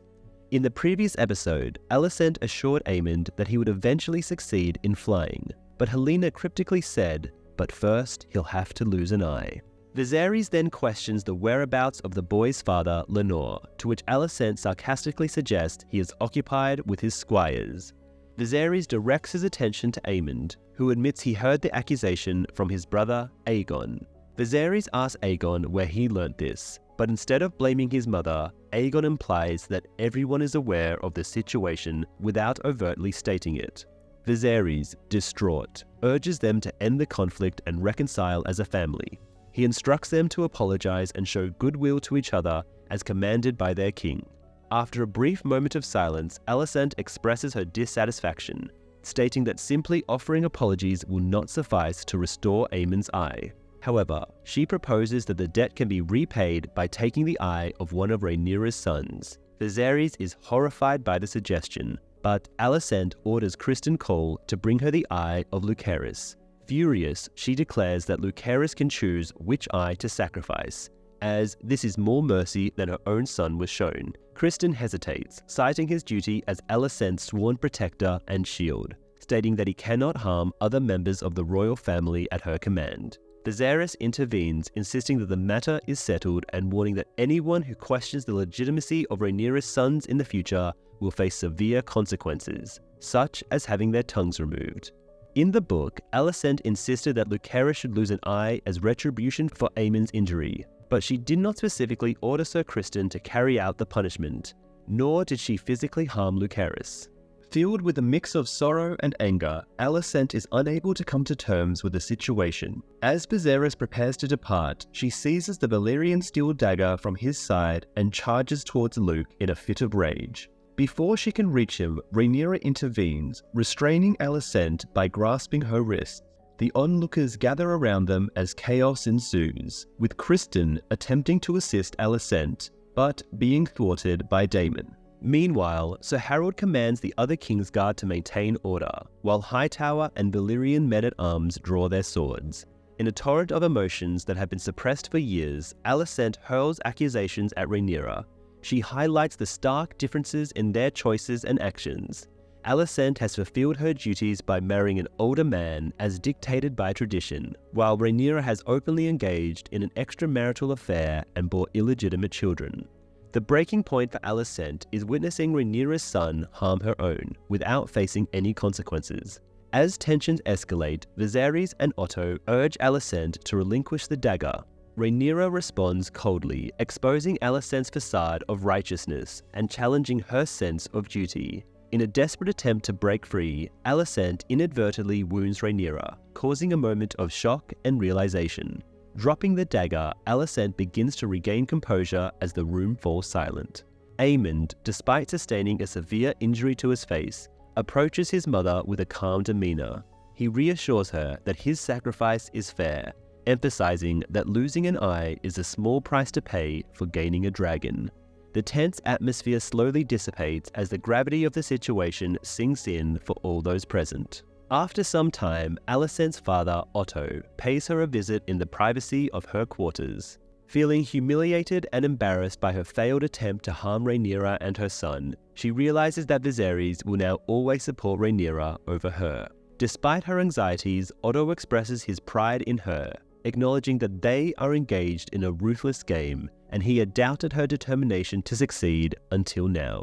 He commends her for heeding young Aemond's advice, recognizing that securing the allegiance of the largest dragon in the world was worth the sacrifice of his eye and the temporary tarnishing of Alicent's reputation. He counsels her to approach Viserys with humility, attributing her actions to the tense emotions of a grieving mother, assuring her that with time he will forgive her out of necessity. They agree to wait patiently for the right moment to act. The following day, Viserys, Alicent, and their retinue depart on their ship bound for King's Landing, while their children ride off on their 3 dragons, Aegon on Sunfire, Helaena on Dreamfire, and Aemond on Vhagar. Larys Strong engages Alicent on the ship's deck, offering his assistance in seeking revenge for Aemond's lost eye through his network of spies. Graciously declining the offer, Alicent acknowledges his past support and hints at future collaborations, emphasizing the importance of exercising patience and discretion at present. Larys accepts her decision and agrees to await further instructions. In Rhaenyra's quarters, Lenore enters as Maester Kelvin completes tending to the gash on Rhaenyra's arm. Lenore expresses his deep regret, admitting that despite facing fierce foes in battle, he failed to protect his own sister from harm and was unable to defend Rhaenyra. Rhaenyra reveals that Aemond has branded their sons as illegitimate. Lenore confesses his shortcomings, acknowledging that their marriage was a facade, yet he genuinely cares for their children, though perhaps not enough. Rhaenyra shares her disappointment that their rare moments of intimacy did not result in offspring, which could have altered their circumstances. Bearing resentment towards the gods for his predicament, Lenore is reassured by Rhaenyra's belief in his inherent goodness and integrity. He decides to forego joining Sir Karl in the ongoing conflict in the Stepstones, and instead pledges his allegiance to Rhaenyra, committing to bolster her claim to the throne and raise their sons as royal heirs. He vows to be the husband she deserves. As Rhaenyra observes Viserys and Alicent's departure by ship, she converses with her uncle Daemon in High Valyrian, recognizing the impending strife and seeking his support. Daemon notes that they could only be united in marriage if Lenore were no longer a hindrance, to which Rhaenyra acknowledges her understanding. Daemon, in a discreet manner, arranges a meeting with Lenore's lover, Karl Corey, at the docks of Driftmark. He observes that Karl, despite being a low-born knight, possesses the extravagant tastes of a nobleman. Daemon suggests to Karl that there are distant lands where one's birth name holds no significance. Only the amount of wealth one possesses matters. In response, Karl inquires about what Daemon desires in return. Daemon simply requests for a swift death, one that is witnessed by others. In the book, Daemon is said to have bribed Karl to assassinate Lenore. In a separate conversation with Rhaenyra, Daemon expresses his belief that a ruler should not govern through fear and tyranny, but without instilling a sense of fear, they become vulnerable. Despite Rhaenyra's love for Lenore, Daemon advises her to set him free, if she truly cares for him. Rhaenyra voices her fear of being accused of orchestrating Lenore's demise by their enemies, but Daemon reassures her that their enemies spreading rumors work in their favor. He emphasizes that their enemies will only be able to speculate, unable to provide concrete evidence. In the depths of High Tide Castle, Daemon skillfully approaches a guard and swiftly eliminates him. Meanwhile, in the Grand Hall, Karl confronts Lenore with animosity, accusing him of always looking down on him before drawing his weapon. Lenore responds in kind, engaging in a fierce duel in front of his terrified servant, who tries to call for reinforcements. As the guards rush back with Lenore's parents, they are met with a gruesome sight. Lenore's charred corpse shoved into the fireplace, unrecognizable and horrifying. Rhaenys lets out a heart-wrenching cry as Corlys reprimands his guards for their failure to prevent such a tragedy. Lenore and Karl engaged in battle within Spicetown in the book, as opposed to the Hall of Nine, resulting in Lenore's untimely demise. In the aftermath, Rhaenyra and her uncle Daemon unite in marriage through a solemn Valyrian ceremony on the shore, witnessed by their children and Maester Garrodus in an intimate gathering. In the quiet of the night, a mysterious figure, cloaked in darkness, hurries towards the shore of Driftmark, where Karl Corey eagerly awaits in a rowboat. It is Lenore Valyrion, his once distinctive Valyrian silver hair now shaved off to avoid detection. With the help of Daemon and Karl, Lenore stages his own death by swapping clothes with a slain guard and burning the evidence. Rhaenyra and Daemon orchestrate this elaborate ruse to free Lenore from an unwanted arranged marriage, allowing them to solidify their own union while Lenore is free to pursue his desired adventures with Karl in the Stepstones. In this episode, there were many hints about what was to come. At his sister's funeral, we saw Lenore standing in the waters of Driftmark before his father Corlys intervenes. Interestingly, the same location is where we find him at the end of the episode, rowing away from his family home with Sir Karl. It has been 6 years since the funeral of Laena Valyrion. In the Grand Hall of Nine, Princess Rhaenys Targaryen, accompanied by her granddaughter Baela Targaryen, listens attentively as Maester Kelvin delivers the troubling news that her husband, Lord Corlys Valyrion, has been gravely injured in an ambush by Triarchy forces while fighting to maintain Westerosi control over the Stepstones. Although his ship is set to return to Driftmark within 3 days, there are fears that his fever could prove fatal before then. Sir Vaemond Valyrion, present at the meeting, boldly proclaims that should Corlys succumb to his injuries, he, as Corlys' closest relative, should rightfully inherit Driftmark, instead of Corlys' chosen successor, Lucerys Valyrion. Vaemond alleges that Lucerys is actually a bastard son of Harwin Strong, casting doubt on his legitimacy. Despite Rhaenys' warning that King Viserys would not take kindly to such claims, Vaemond asserts that Alicent Hightower, who currently wields power in Viserys' name, will support his bid for Driftmark. In the book, Corlys did not sustain any injuries from another person. Instead, he was unexpectedly struck by a fever. Prince Daemon Targaryen scales the peak of Dragonmont, the towering volcano overlooking Dragonstone Castle, where he discovers a clutch of 3 dragon eggs laid by Syrax in a nest deep within the volcano. He entrusts the precious eggs to the dragon keepers upon his descent.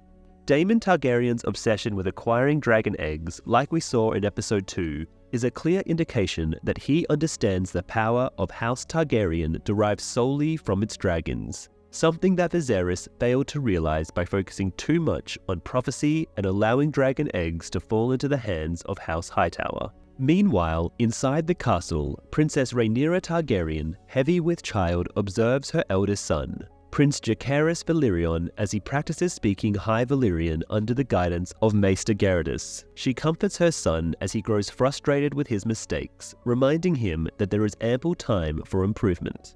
Through Jace, we learn a bit about High Valyrian as he tries to recite how Aegon the Conqueror made his first landing at the Blackwater Rush, marking the beginning of his conquest of Westeros. This location was where Aegon Fort, his inaugural castle, was constructed, eventually becoming the site of the Red Keep. After bidding farewell to her sons and the Maester, Rhaenyra engages in a heated discussion with Daemon regarding a letter sent by Baela from Driftmark. Rhaenyra is incensed by Vaemond's intentions, fearing that Alicent and Otto Hightower would support him. She is concerned that if Lucerys' claim to Driftmark is upheld, it would undermine Jace's and her own claims to the Iron Throne. Rhaenyra is also worried about Rhaenys' return to court, unsure of her true motives. Daemon confidently asserts that Rhaenys would not ally with Vaemond, citing her decision to take Baelor under her wing. Rhaenyra doesn't agree, believing that Rhaenys still harbors resentment towards them for the death of her son Lenore, and has only taken in Baelor to honor her daughter Laena's memory. They both agree that they need to return to King's Landing to defend Luke's claim to the throne. Rhaenyra and Daemon, along with her 3 sons and Daemon's younger daughter, Rhaena, make their entrance at the Red Keep. They are met with a sparse welcome with only Lord Alan Caswell present. Their frustration mounts upon realizing that the Red Keep has been adorned with symbols of the faith of the Seven during their absence. Rhaenyra expresses her disbelief at the transformation of her once familiar home. Lord Caswell is a devoted supporter of Rhaenyra. In Viserys' chambers, Rhaenyra and Daemon discover his miniature city of old Valyria hidden beneath layers of dust and cobwebs, neglected for many years. They are shocked to find Viserys lying in bed, disoriented and clearly suffering, with his once lustrous hair gone, his teeth decayed, and his face wrapped in bandages. Daemon brings up the issue of Corlys' injury in the Stepstones and the disputed succession of Driftmark.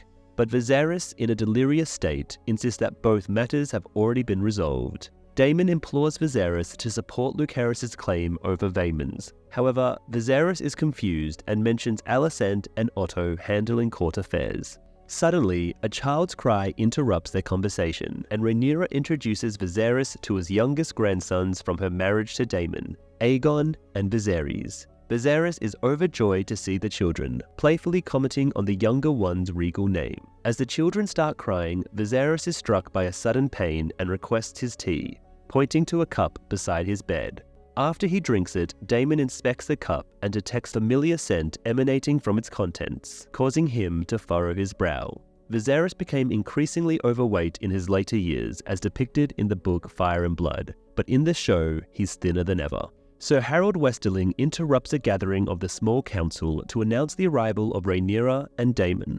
Soon after being notified about the arrival of their guests, Otto expresses his expectations that they were welcomed appropriately based on their status. It was later revealed that his wishes were fulfilled as planned. The council briefly deliberates on the succession of Driftmark. Grand Maester Orwell mentions Corlys' desire for Lucerys to take his place, a sentiment echoed by Lord Lyman Beesbury, who believes Luke, being Lenore's son, is the rightful heir. However, Lord Jasper Wilde argues that Corlys never appropriately appointed Lucerys as his successor, while Sir Tywin Lannister points out Lucerys' lack of experience in commanding ships, a crucial skill for the position of Lord of the Tides. Queen Alicent decides that the claimants can present their request the next day before taking her leave to meet Rhaenyra and Daemon, only to be informed by Sir Eric Cargill, whom she momentarily mistakes for his brother Eric, of an incident in Prince Aegon's chambers. The mix-up of names goes beyond a simple mistake, as it leads us to the world of the Cargyles, Eric and Eric, who are indistinguishable twins and both serve as members of the Kingsguard. In the book Fire and Blood, Eric steps in for Harwin Strong as Rhaenyra's loyal protector, aligning himself with her side in the Dance of the Dragons. It is interesting to note that Alicent mistakenly thought she was addressing Eric, when in fact it was Eric she was speaking to. Unlike his sibling, Eric will support the Greens in the Targaryen Civil War. Another instance of confusion surrounding Eric and Eric arises in the series A Song of Ice and Fire, involving Lady Olenna Tyrell. Her personal guardsmen bear the names Eric and Eric, but due to their identical appearances, she simply refers to them as left and right. In the Queen's chamber, Alicent's lady-in-waiting, Taylor, brings in a distressed girl named Diana, one of Princess Helena Targaryen's maids, who claims to have been assaulted by Prince Aegon. Despite no one else witnessing the incident, Diana tearfully recounts how Aegon forced himself on her when she offered him wine. Alicent sympathizes with the girl and believes her account, but bribes her with gold and instructs her to take moon tea to keep silent, fearing others may not believe her testimony.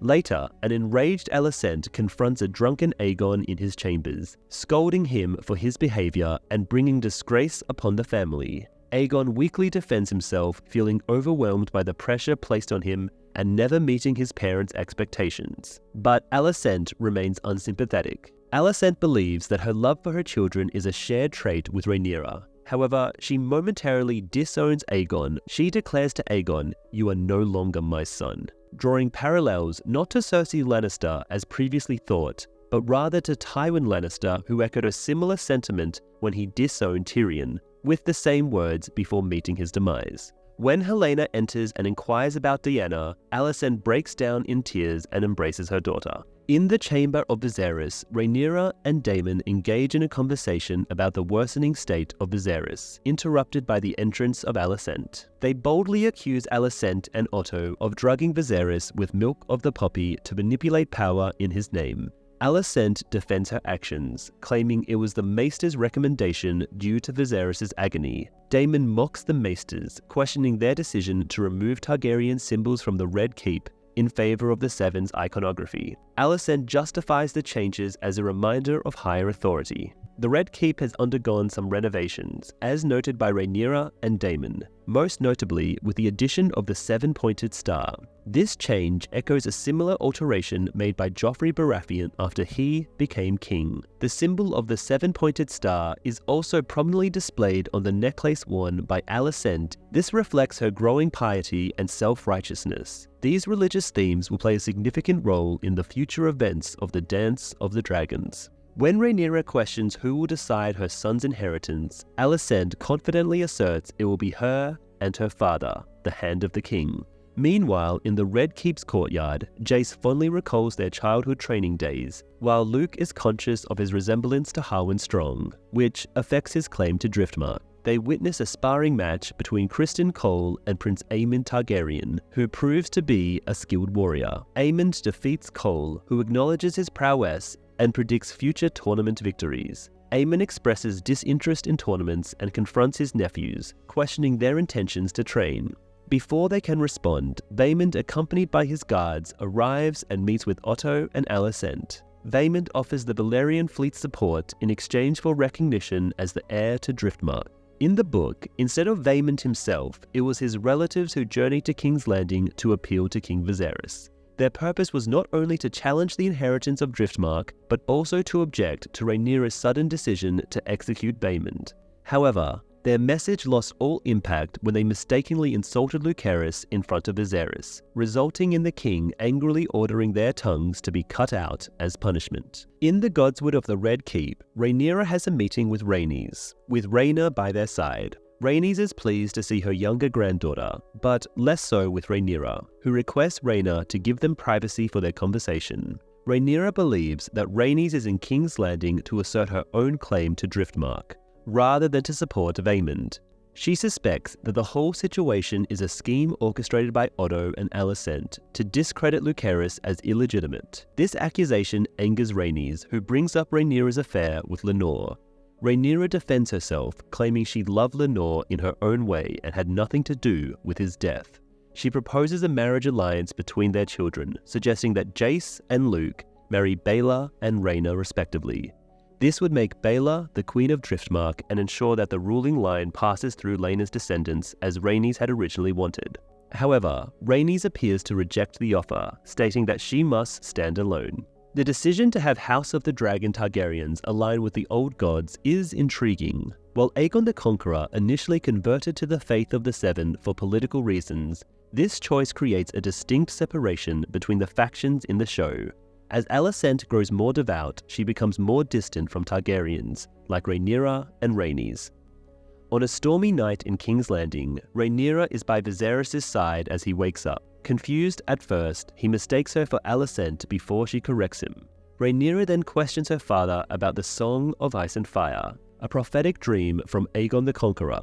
She reminds Viserys of his belief that it was their duty to keep the realm united against an impending evil, but expresses her struggles since he named her as his heir, causing division in the realm. Tearfully, Rhaenyra pleads with her father to protect her and her children if he truly believes in the prophecy. However, Viserys is too weak from pain, illness, and medication to respond, leaving Rhaenyra heartbroken as she realizes that even her beloved father has abandoned her to fend for herself. It is evident that her father and biggest supporter doesn't have much time left.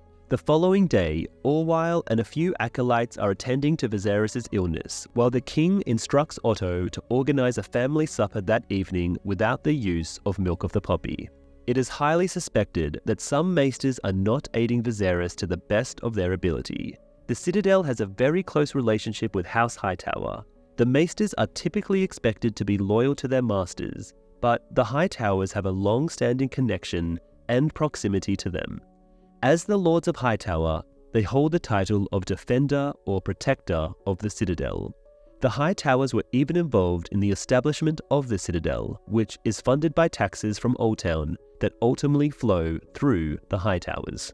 Later in the day, in the throne room, Otto, acting as Hand of the King in Viserys' absence, oversees the discussion of the succession of Driftmark in the event of Lord Corlys' death. Vaemond is the first to speak, highlighting House Valyrian's resilience after the doom of Valyria and asserting himself as Corlys' closest relative and rightful heir of Valyrian descent. Rhaenyra criticizes Vaemond for his selfish motives in challenging the succession of Lenor's legitimate son and Corlys' chosen heir, but Alicent intervenes to silence her.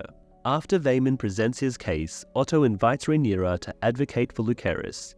She denounces the proceeding as a sham, but before she can continue, Viserys unexpectedly enters the throne room, determined to support his daughter despite his obvious pain. Viserys expresses his desire to take the place on the throne and oversee the decision-making process, leading Otto to step aside. Despite initially refusing Sir Eric's assistance, Viserys eventually accepts Daemon's help as he struggles to ascend the steps of the Iron Throne. In a touching moment, Daemon places the crown back on Viserys' head, showing his concern for his older brother. A significant focal point is King Viserys' mask, which is a key element in the storyline. This mask is connected to a real-life king, albeit in a somewhat indirect manner. Viserys is afflicted with leprosy, a disease that has disfigured his face and caused him to lose an eye, mirroring the experience of King Baldwin IV of Jerusalem. Baldwin, who reigned from 1174 to 1185, also suffered from leprosy from a young age, although the symptoms only became apparent later in his life. Like Viserys, he continued to rule despite his illness, earning him the moniker of the Leper King, or simply the Leper, and ultimately resulting in his blindness. Baldwin IV is often depicted in media, such as the film Kingdom of Heaven, where he was betrayed by Ed Norton, wearing a silver mask to conceal his disfigurement. Viserys expresses his confusion over the discussion of a settled succession, suggesting that only Corlys' wife, Rhaenys, could shed light on his wishes. Rhaenys then reveals that Corlys always intended for Lucerys to inherit Driftmark, a decision she fully supports. She also confirms her approval of Rhaenyra's proposal to betroth Jace and Luke to Baela and Rhaena. Viserys decrees that Lucerys is the rightful heir to Driftmark and the future Lord of the Tides. Vaemond vehemently protests, claiming Viserys overstepped his authority by naming Rhaenyra as heir and questioning Lucerys' true Valyrian lineage. Viserys dismisses Vaemond's objections, emphasizing Lucerys' royal bloodline. Despite Viserys' warning, Vaemond insults Rhaenyra's legitimacy, provoking Daemon to fatally strike him. In the chaos that ensues, Viserys collapses in pain but refuses medical aid, determined to make amends. In the book Fire and Blood, Viserys gave the order to have Vaemond's family members' tongues removed, but ended up injuring himself on the Iron Throne. The injury was so severe that Maester Garrodus had to amputate 2 of his fingers to prevent further damage. Vaemond Valerion met his demise at Driftmark in the pages of Fire and Blood, not within the walls of King's Landing, after he called Rhaenyra's children bastards and she ordered Daemon to carry out Vaemond's execution by beheading him, and then Rhaenyra took it one step further by having his remains fed to her dragon, Syrax. As the sun begins to set, Rhaenys observes quietly as the Silent Sisters meticulously readies Vaemond's remains for his final resting place. Grand Maester Orwyle advises her to depart, warning of the superstition surrounding gazing upon death. But Rhaenys pays him no heed. She comments that the stranger who has visited her family on numerous occasions is indifferent to whether she meets his gaze or not. The stranger, traditionally associated with the faith of the Seven, is also revered by the faceless men of Braavos. Viserys shares a meal with both sides of his family, He reveals his decaying face by removing his mask and implores them to set their differences for the unity of House Targaryen and out of love for him.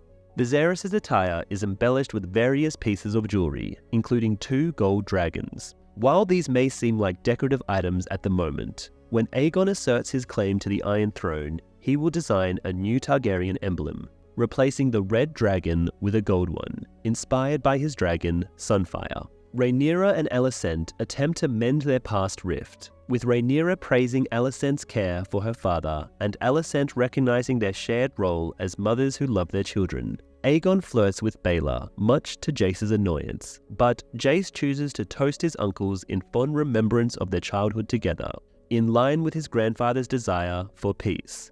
Helaena toasts Baelor and Rhaena on their upcoming marriages and playfully teases Aegon about his own, much to the amusement of the guests. Jace invites Helaena to dance, which she happily accepts, bringing joy to the gathering.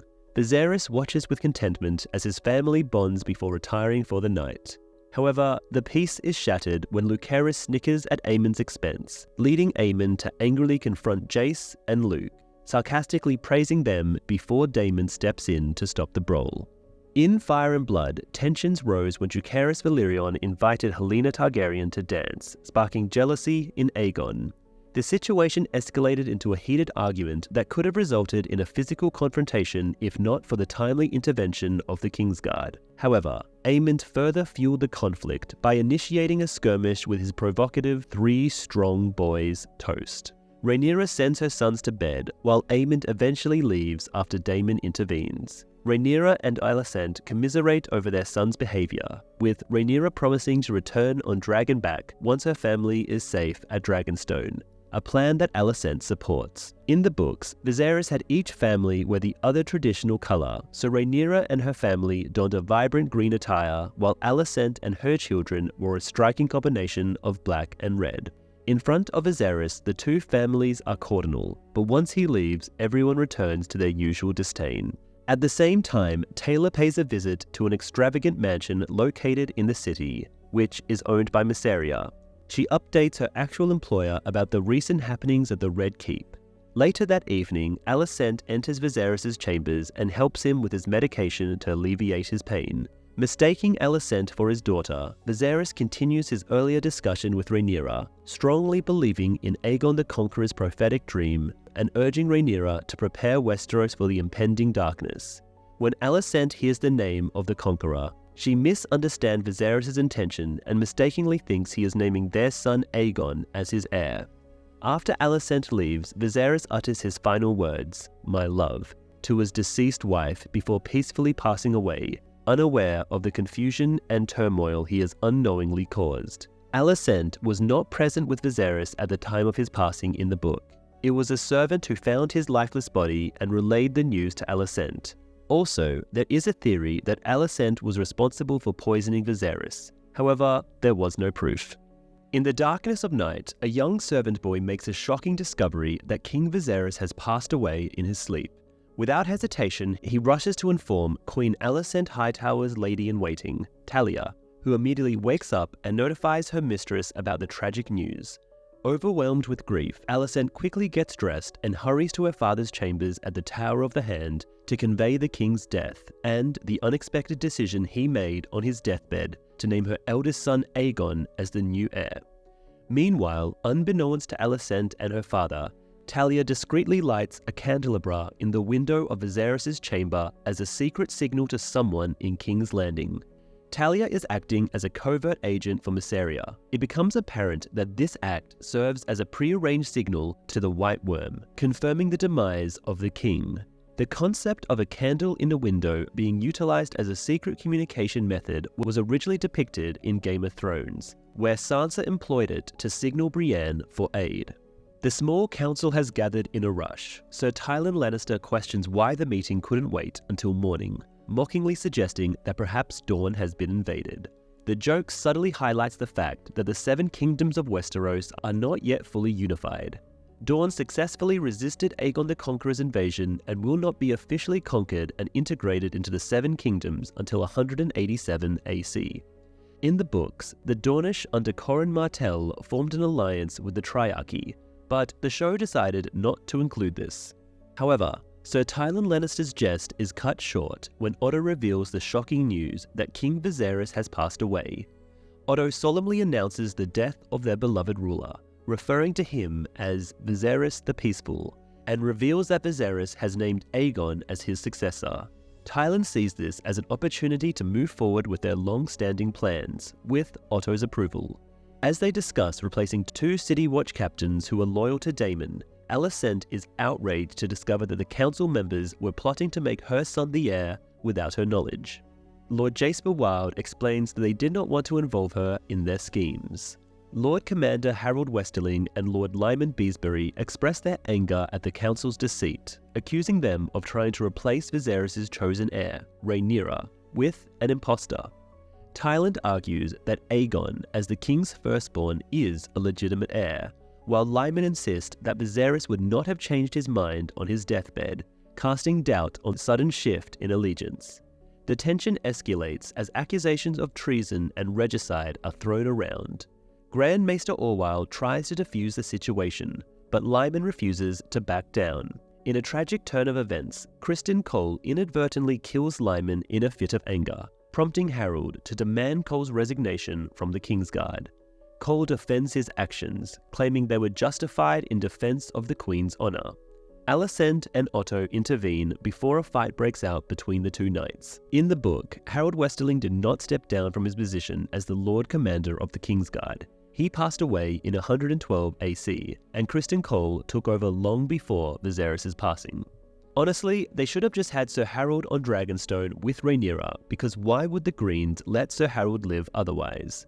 Orwyle requests to remove Lyman's body, but Otto insists on keeping the chamber door closed until their discussions are resolved. The small council is left in disarray, grappling with betrayal, suspicion, and tragedy. The fate of Lyman Beesbury in the book Fire and Blood is a subject of debate among different characters. He passed away at the age of 76. Grand Maester Orwyle insists that Lyman was arrested and imprisoned in the Black Cells, where he ultimately succumbed to the cold. On the other hand, Septon Eustace argues that Sir Criston Cole was responsible for ending Lyman's life by slitting his throat. Mushroom, however, puts forward a more gruesome theory, suggesting that Criston threw Lyman out of a window onto the spikes of Maegar's Holdfast. Despite these conflicting accounts, it is important to note that neither Mushroom nor Eustace were actually present during the council where these events supposedly took place. As Otto and Tywin discuss how to divide the gold in the royal treasury, Alicent inquires about Rhaenyra. Otto responds that they cannot allow the former heir to gather support for her claim. A shocked Alicent deduces that Otto plans to imprison Rhaenyra and her family, but Otto explains that they will be given a chance to swear allegiance to the new king publicly. Alicent scoffs at the notion that Rhaenyra and Daemon would ever comply, only to realize that Otto and his co-conspirators intend to eliminate Rhaenyra and her family. In the book, it was revealed that despite Alicent, her father, and Sir Criston speaking negatively about Rhaenyra and Daemon and their offspring, no council member proposed assassinating Rhaenyra. Alicent harbored a sinister hope that Rhaenyra, who was expecting a child at the time, would meet her demise during childbirth. In the episode, Orwyle argues that keeping a rival claimant alive will only lead to more violence, while Otto sees it as a necessary sacrifice to secure Aegon's succession, claiming that Viserys would not have wanted any power struggles. An outraged Alicent declares that Viserys would never have approved of the murder of his own daughter, and threatens Jasper with exile to the Wall for supporting the plan. When Tywin asks for an alternative, Alicent is unable to provide one.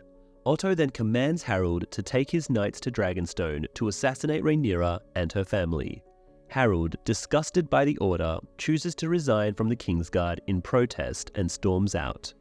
In the book Fire and Blood, Larys was there at the council and proposed a ritual where all the council members would pledge a blood oath by slicing their palms and declaring their loyalty like brothers, a ceremony that everyone participated in except Alicent because she was a woman. As the small council meeting came to an end, the morning sun was already shining. Otto and Alicent make their way to Aegon's chambers, but are greeted by his sister wife, Helena, who informs them that he is not there. It becomes apparent that Aegon has left the Red Keep, prompting Otto to send the brothers Sir Eric and Eric Cargyle to track him down and bring him back. Alicent also approaches Criston and requests him to assist in the search, and Aemond volunteers to join Cole due to his familiarity with Aegon's unusual whereabouts. The duo decides to investigate a brothel on the Street of Silk where Aegon is known to visit, but are informed by the madam that he has not been there for years. The book, however, does not mention anything about Aegon ever accompanying Aemond to the Street of Silk. Meanwhile, the Cargyle brothers venture into Fleabottom, where Eric leads them to a fighting pit where children, including some of Aegon's illegitimate children, are being forced to fight for the entertainment of the small folk. Eric is Aegon's sworn protector, but he believes Aegon is brutal and unsuitable to rule as king. In the book, Criston discovered Aegon in a squalid rat pit in Fleabottom. There, 2 street urchins were engaged in a fight, while a young girl was providing him with pleasure. Septon Eustace insists that Aegon was in the company of his lover, the daughter of a prosperous merchant. During their search, the Cargyles are approached by an agent of Mysaria, who reveals that she is holding Aegon captive and offers to disclose his location in exchange for a meeting with Otto. In the book, Mysaria, also known as the White Worm, takes on a more significant role once the conflict known as the Dance of the Dragons began. The show, on the other hand, is already giving her more screen time. Mysaria has often been compared to Varys from Game of Thrones due to her extensive network of spies in King's Landing. During a conversation with Otto, she echoes Varys' famous quote about power, stating, "There is no power except that which the people allow you to have." Her concern for the well-being of the children in King's Landing mirrors Show Varys' own intention for the realm. In the book, Mysaria never engages in dialogue with Otto Hightower, nor does she show any signs of empathy towards the impoverished inhabitants of Fleabottom. In the Red Keep, Otto gathers the nobles in the throne room to inform them of Viserys' supposed change in successor, urging them to pledge their loyalty to Aegon. Lord Merryweather and Lady Fell refuse to betray their allegiance to Rhaenyra and are subsequently imprisoned. On the other hand, Lord Alan Caswell pretends to support Aegon but attempts to escape the Red Keep to inform Rhaenyra, only to be captured and executed by Larys Strong's men under Otto's command. Alan Caswell and Lady Fell were first captured and imprisoned in the book, and eventually met their fate through beheading rather than hanging. Afterwards, Otto ventures into the city to meet with Mysaria, who demands the closure of the child fighting rings in Fleabottom, pointing out that the Goldcloaks accept bribes to allow the cruel activity to persist. Upon agreeing to Mysaria's request, she discloses that Aegon is hiding in the Grand Sept. After witnessing the Silent Sisters preparing Viserys' body for his funeral, Alicent decides to have a conversation with Princess Rhaenys, who is confined in her chambers. Rhaenys initially expresses anger at being kept under house arrest, but her emotions shift to sadness upon learning of her cousin's death. Her sadness soon turns to disdain when she realizes that the Greens are attempting to take control of the throne, dismissing Alicent's claim that Viserys intended for Aegon to be his heir. Alicent pleads with Rhaenys to support the new succession, highlighting the hardships and humiliations she has endured due to House Valyrion's loyalty to Rhaenyra. She mentions the tragic death of her daughter in Pentos, his son being betrayed in his marriage, and the illegitimate children of his wife being passed off as legitimate heirs.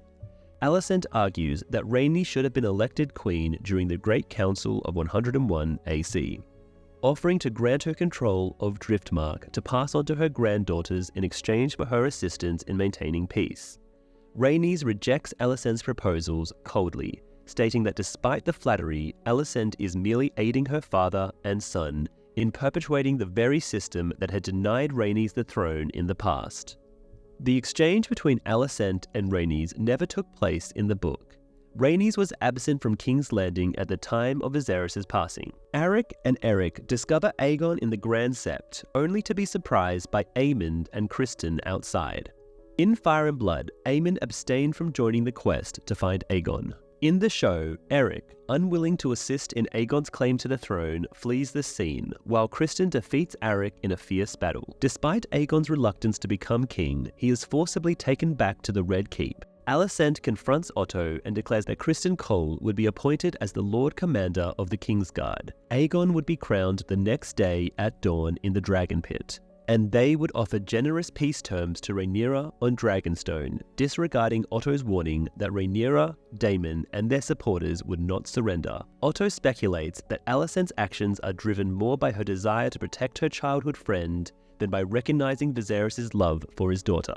Later, Alicent meets with Larys, who, in exchange for disturbing favor, reveals that Talia is one of the spies inside the Red Keep providing information to Mysaria. The book does not discuss Larys Strong having a foot fetish, nor does it mention any quid pro quos between Alicent and Larys.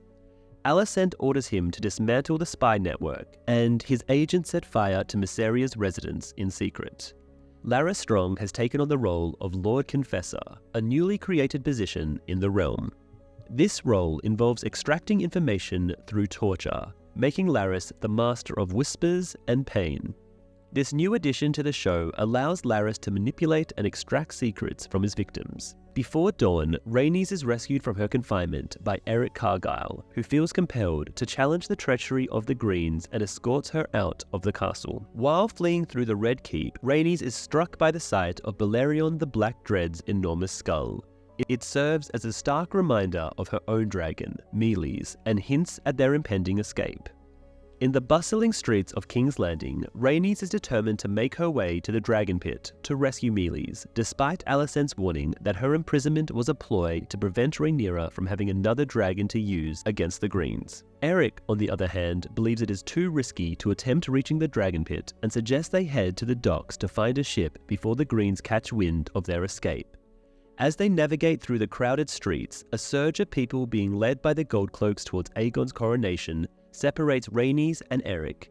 Initially frightened by the sudden separation from her only companion, Rhaenys soon realizes that the crowd is being directed toward the Dragon's Pit. She smiles as she continues to make her way towards the Dragon Pit to free Meleys. Following the demise of King Viserys, the sound of bells resonates briefly throughout King's Landing. The controversial significance of the bells date back to Game of Thrones, where they placed a pivotal role in Daenerys Targaryen's devastating attack on King's Landing. Alicent and Aegon travel in a closed carriage as they discuss the looming crowning of Aegon as king.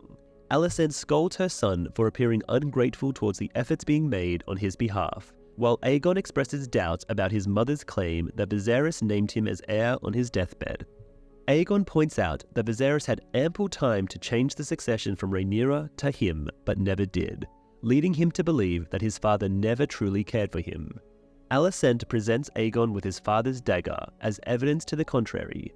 Despite trying to persuade Aegon to spare his half-sister Rhaenyra's life and go against Otto's plan to assassinate her and her family, Aegon interrupts to ask his mother if she genuinely loves him. Alicent responds with frustration, calling him foolish for even asking such a question. In the book, the Green Council spends a week getting everything ready for Aegon's coronation, and they don't do it secretly without Alicent being aware. During the episode, Aegon is persuaded to take the throne by Alicent, who claims that his father wished for him to do so, even though Aegon is skeptical. In the books, Aegon is driven by fear after Criston Cole warns him that Rhaenyra, in her pursuit of power, would not hesitate to eliminate him, his siblings, and his children. In the Dragon Pit, as Otto announces the passing of Viserys to the people of King's Landing, Rhaenys takes advantage of the commotion to sneak into underground caves where the dragons are kept. The royal family observes from a quickly assembled platform as Aegon is somberly escorted by Targaryen guards and Goldcloaks for his official coronation by Scepter Eustace. Criston Cole then places the crown of Aegon the Conqueror on Aegon's head, and Eustace proclaims him as Aegon, second of his name. The crowd erupts in cheers and applause for the newly crowned king, prompting Aegon to embrace his new role and raise Blackfyre triumphantly in the air. Meanwhile, Otto and Alicent watch with satisfaction as their plans seemingly come to fruition. The crown worn by Aegon the Conqueror is depicted differently in the book and the show. In the book, it is described as being made of Valyrian steel with 7 large rubies, while in the show, it is portrayed as black iron with 1 ruby, although it seems to have spaces for more rubies. Interestingly, the 7 large rubies on the Valyrian steel crown were never lost, adding to its mystique and significance. During Aegon's coronation ceremony, a select few banners display a unique design featuring a gold dragon on a black background, deviating from the traditional red banners of House Targaryen. This distinctive emblem represents Aegon's personal sigil, paying homage to his majestic golden dragon, Sunfire, renowned as the most magnificent in all the land. However, the choice of these alternate banners serve a strategic purpose as well. They will distinguish the various factions involved in the impending war, ensuring clarity in identifying allies and adversaries on the battlefield. In contrast, Rhaenyra adopts a sigil that combines the House Targaryen dragon with the falcon emblem of House Arryn and the seahorse symbol of House Valyrian. Suddenly, the ground beneath the dragon pit trembles, causing the once jubilant crowd to erupt into chaos as a massive dragon bursts through the floor, causing panic and destruction. The terrified common folk scramble to safety, either climbing to high levels of the dragon pit or fleeing through the gates where the city guards desperately try to contain the chaos. Some unfortunate souls are crushed by debris or dragged into the dragon's escape route. The Green faction watches in disbelief as Meleys, with Rhaenys as its rider in impressive dragon rider armor, emerges from the chaos. Despite the chaos, Otto's attempts to command the guards are drowned out by the noise. Rhaenys steers Meleys towards the dais, aiming for Aegon and his mother Alicent. In the book, Rhaenys and her dragon were never at the coronation ceremony. In the face of the impending danger, Alicent orders Criston to protect her daughter Helaena, positioning herself between the dragon and Aegon. Despite the opportunity to eliminate her enemies, Rhaenys hesitates to command Meleys to attack, possibly out of respect for Alicent's love for her son or a reluctance to commit kinslaying. Helaena Targaryen restates her prophecy about the beast beneath the boards, this time directed as a warning to Alicent. Initially dismissing it as a sign of her daughter's illness, Helena's warning proved to be true by the conclusion of this episode. It appears that the creature beneath the boards was Rhaenys' dragon, Meleys. As the Red Queen lets out a fierce roar, Rhaenys shoots Alicent a frosty glare, conveying her refusal to support Alicent's plea. She then guides Meleys towards the closing doors of the dragon pit, the dragon wrapping her wings around her and slipping through the doors with barely an inch to spare before taking flight. Alicent and Aegon observe Rhaenys' departure with caution, knowing she is likely making her way to Dragonstone to inform Rhaenyra of the recent events. They also dread how Rhaenyra will react upon hearing about her father's death and the seizing of her throne. Even though Rhaenys does not harm the Greens, she has clearly chosen Rhaenyra's side. The 9th episode noticeably lacks the presence of Rhaenyra and Daemon.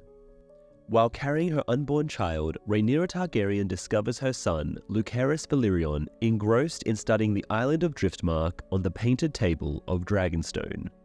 Lucerys expresses his belief that lordship should have been passed to Vaemond Valyrian instead of himself, feeling inadequate for the role of Lord of the Tides. Rhaenyra reassures her son, recalling her own doubts when she was named her father Viserys' heir, and promises to guide him just as Viserys had guided her. Their intimate moment is interrupted by Sir Laurent Marbrand of the Kingsguard, who announces the arrival of Princess Rhaenys on Dragonback, seeking an audience with Rhaenyra and Prince Daemon. Lucerys is nervous because he thinks Rhaenys has come to inform them that the Sea Snake has passed and Lucerys has to become Lord of the Tides. Sir Laurent guides Rhaenys into the room, where Rhaenyra eagerly inquires about her husband Corlys' health. However, Rhaenys interjects with the devastating news that Rhaenyra's father has passed away and her half-brother Aegon has been named as his successor. Daemon, taken aback, demands to know the cause of his brother's death. Rhaenys, unable to provide an answer, accuses Alicent Hightower of foul play. She reveals that she was held captive while the Greens plotted Aegon's ascension, witnessing his coronation atop Meleys before making her escape. Rhaenyra is horrified to learn that Aegon was crowned before the people of King's Landing, solidifying his claim to the throne. Daemon, filled with anger, questions why Rhaenys did not take action against the Greens. She explains that while conflict is inevitable, it is not her place to incite war. She simply came to warn out of loyalty to her father and husband. In the book, no one, including Daemon, accuses Alicent of killing Viserys, with Rhaenyra commanding no action be taken without her approval. Rhaenyra isn't sure if she is going to survive the birth, so she tells Jace to be ready to take over from her and not let Daemon take her place. In the end, she trusts her children more than her own husband. Daemon receives news of Lord Corlys' recovery and departure from Evenfall. Despite Jace relaying Rhaenyra's orders, Daemon instructs Lord Celtigar to send out ravens and led Jace and the Kingsguard to the Dragonmount. During a virtual appearance at HBO's Game of Thrones fans convention, Ryan Condal, the co-creator, treated the audience to a deleted scene set to take place in the later part of the finale, following Rhaenys' warning to Rhaenyra about the High Tower's plot to seize the Iron Throne. In the scene, Rhaenys grapples with whether to support Rhaenyra's claim to the throne, while her granddaughter Baela makes a passionate argument for going to war. The two characters stand side by side in a corridor at Dragonstone, where Baela asserts that they cannot avoid the inevitable conflict. Baela, who is a dragon rider like her mother, emphasizes their need to play a role. After a moment of silence from Rhaenys, Baela inquires if she believed she was joking about wanting to support Rhaenyra and her future husband, Luke. Rhaenys responds to Baela by revealing, "I just saw my daughter for the first time in years." In the featured episode, Daemon presses Laurent and Stefan to swear loyalty to Rhaenyra and Jace under the watchful gaze of Caraxes, emphasizing the consequences of betrayal. Eric Cargyle, not Steffon Darklyn, was chosen by Daemon to reaffirm his loyalty to Queen Rhaenyra. In her private chambers, Rhaenyra's cries fill the air as she gives birth to a stillborn daughter, whom she is intended to name Visenya. It's often been said the Targaryens have more than an emotional bond with their dragons, and this episode gives a clear representation of that. As Rhaenyra strains under the pressure of a premature birth, her dragon Syrax roars elsewhere, clearly feeling the same kind of pain. Similar to Episode 3, when Daemon scorches the Triarchy forces, he is at one point hit with a flaming arrow, but it's his dragon Caraxes who cries out in pain. The lore goes even deeper than a psychic connection. Despite the midwife's offer of assistance, Rhaenyra refuses their aid. In the book, Rhaenyra has a lifeless baby girl, deformed and grotesque, possessing a peculiar cavity in her chest and a tail to resemble a dragon.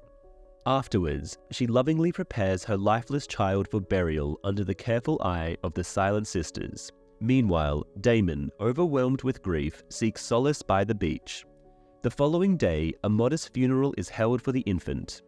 The somber ceremony is unexpectedly interrupted by the arrival of Sir Eric Cargyle, who kneels before Rhaenyra and pledged his unwavering loyalty to her. He presents her with her father's crown, which has been taken from the Red Keep during the chaos of the Green's uprising. Daemon solemnly places the crown upon Rhaenyra's head, symbolically declaring her as his queen. In a show of unity and respect, her sons, stepdaughters, Kingsguard, and the gathered crowd, excluding Rhaenys, all kneel before Rhaenyra, acknowledging her as the rightful ruler of the Seven Kingdoms. In Fire and Blood, Steffon Darklyn is the one responsible for taking Viserys' precious golden crown and presenting it to Rhaenyra.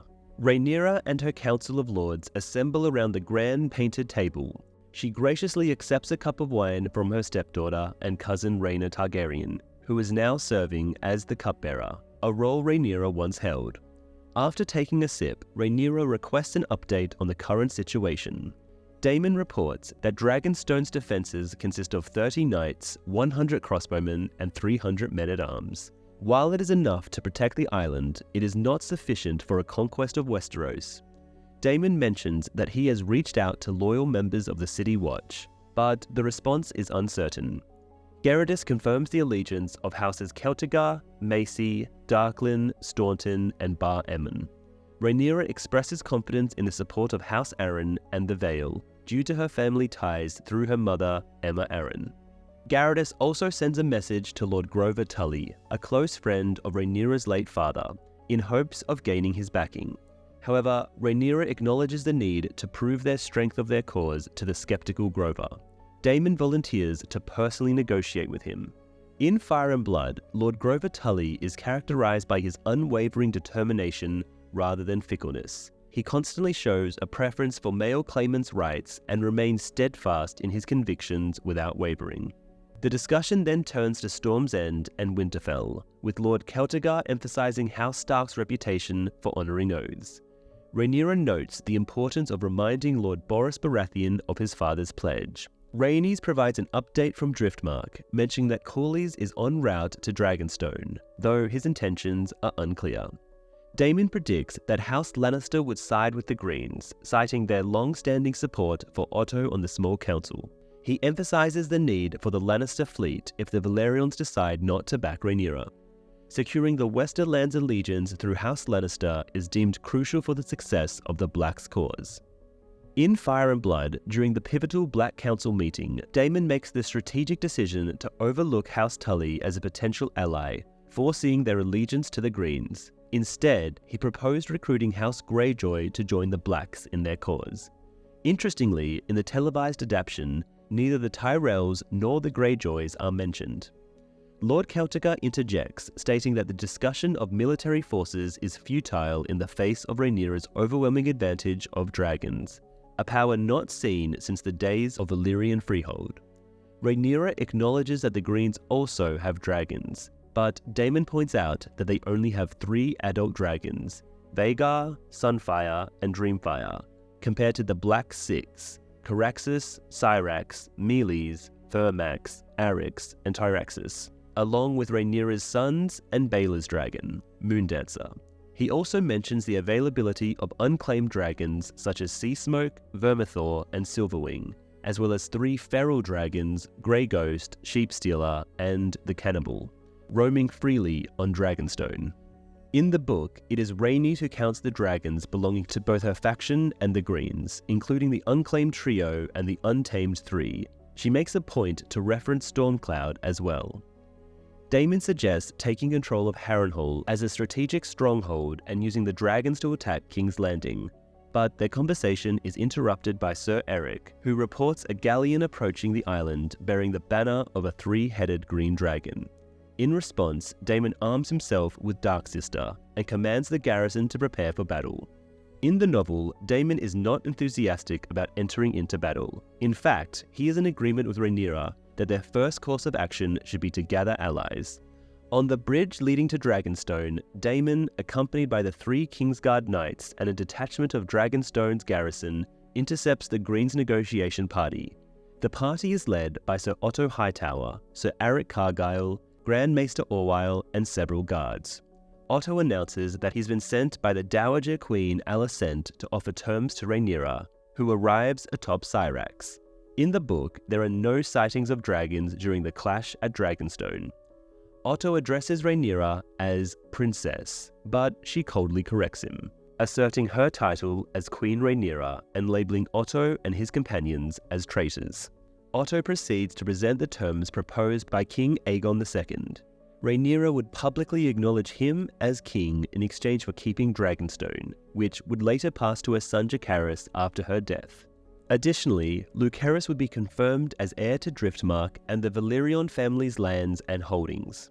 Rhaenyra's sons by Daemon would receive positions of honour at court, Aegon the Younger as the king's squire and Viserys as his cupbearer.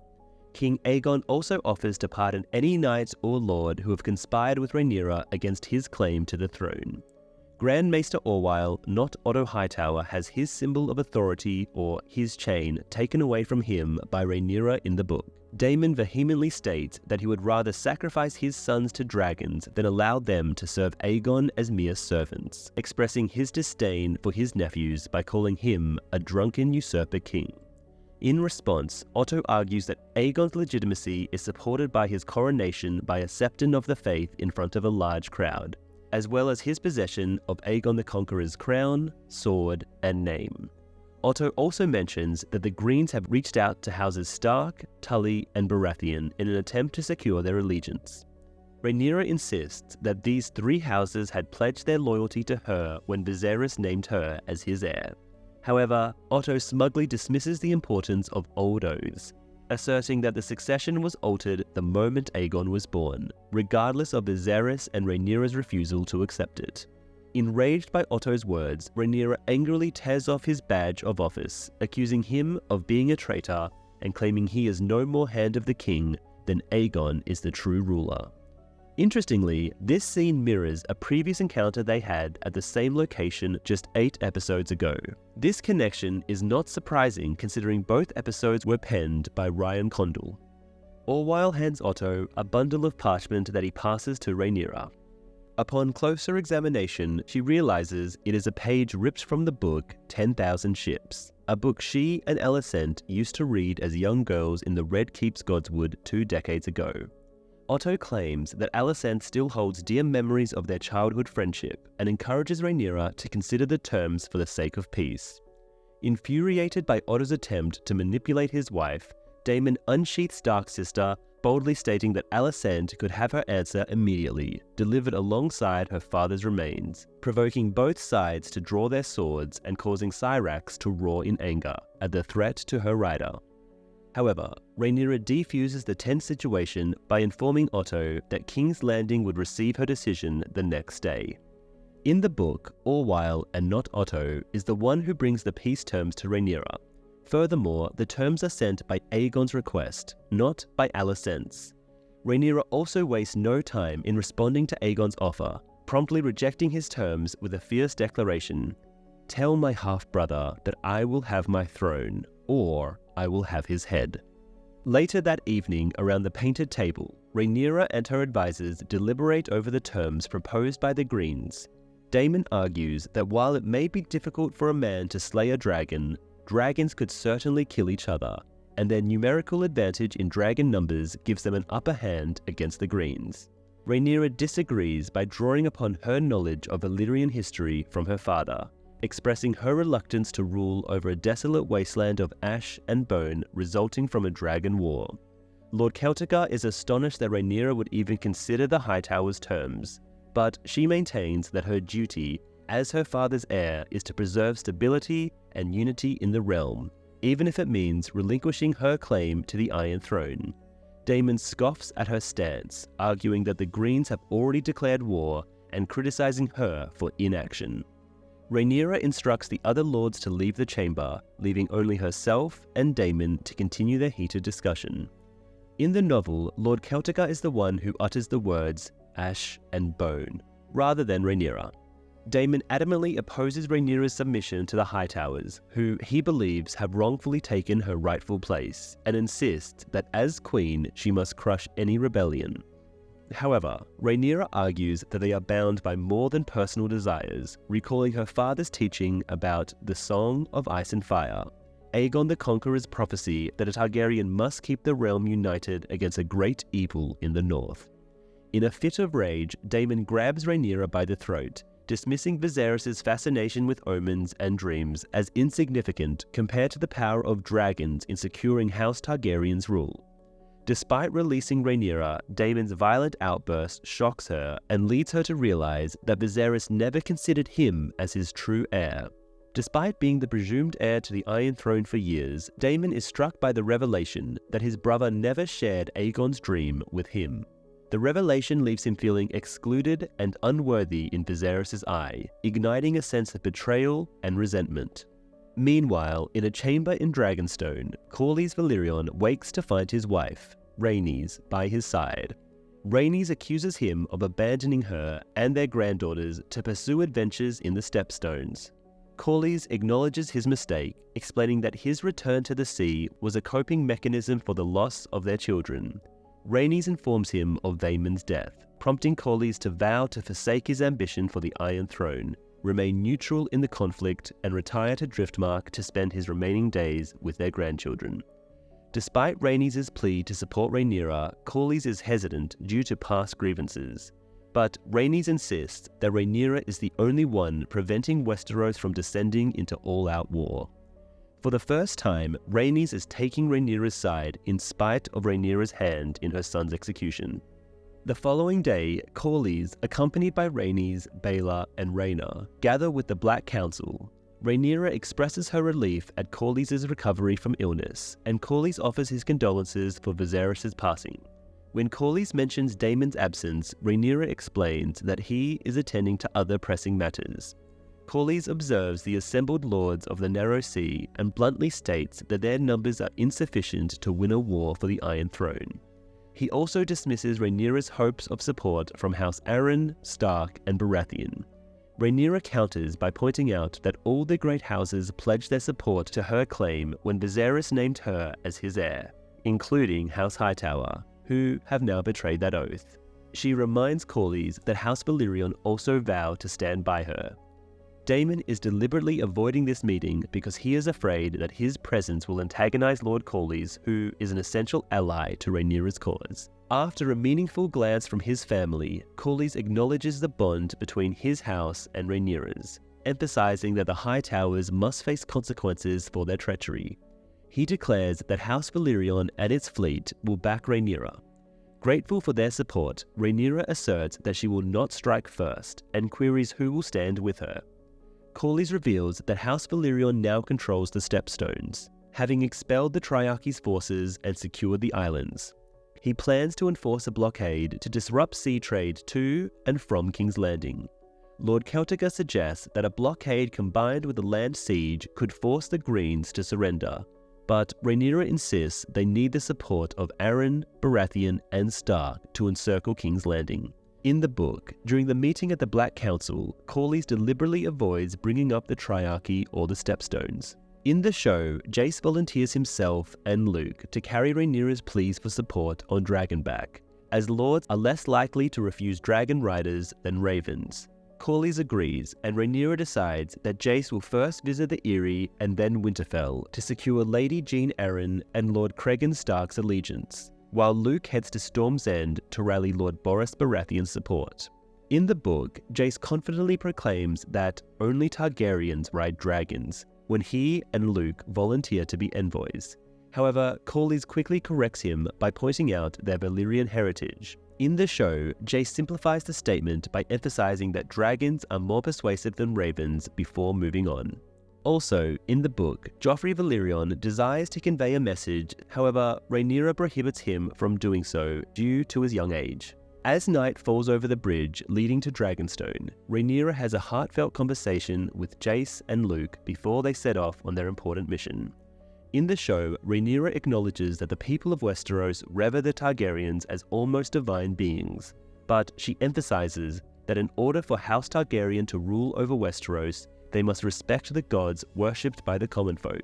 To ensure this, Rhaenyra makes Jace and Luke swear an oath on the seven-pointed star to act solely as messengers and not engage in any combat during their journey. These same words were uttered by a younger Rhaenyra at the beginning of the series.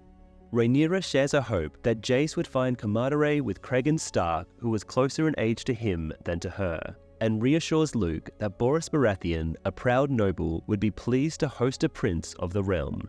With these words, the trio of dragons take flight from Dragonstone, Jace on Vermax towards the Eyrie and Winterfell, Rhaenys on Meleys towards the Gullet, and Luke on Arrax towards Storm's End. Cregan Stark, like his ancestors in the Game of Thrones series, is known for his unwavering sense of honor.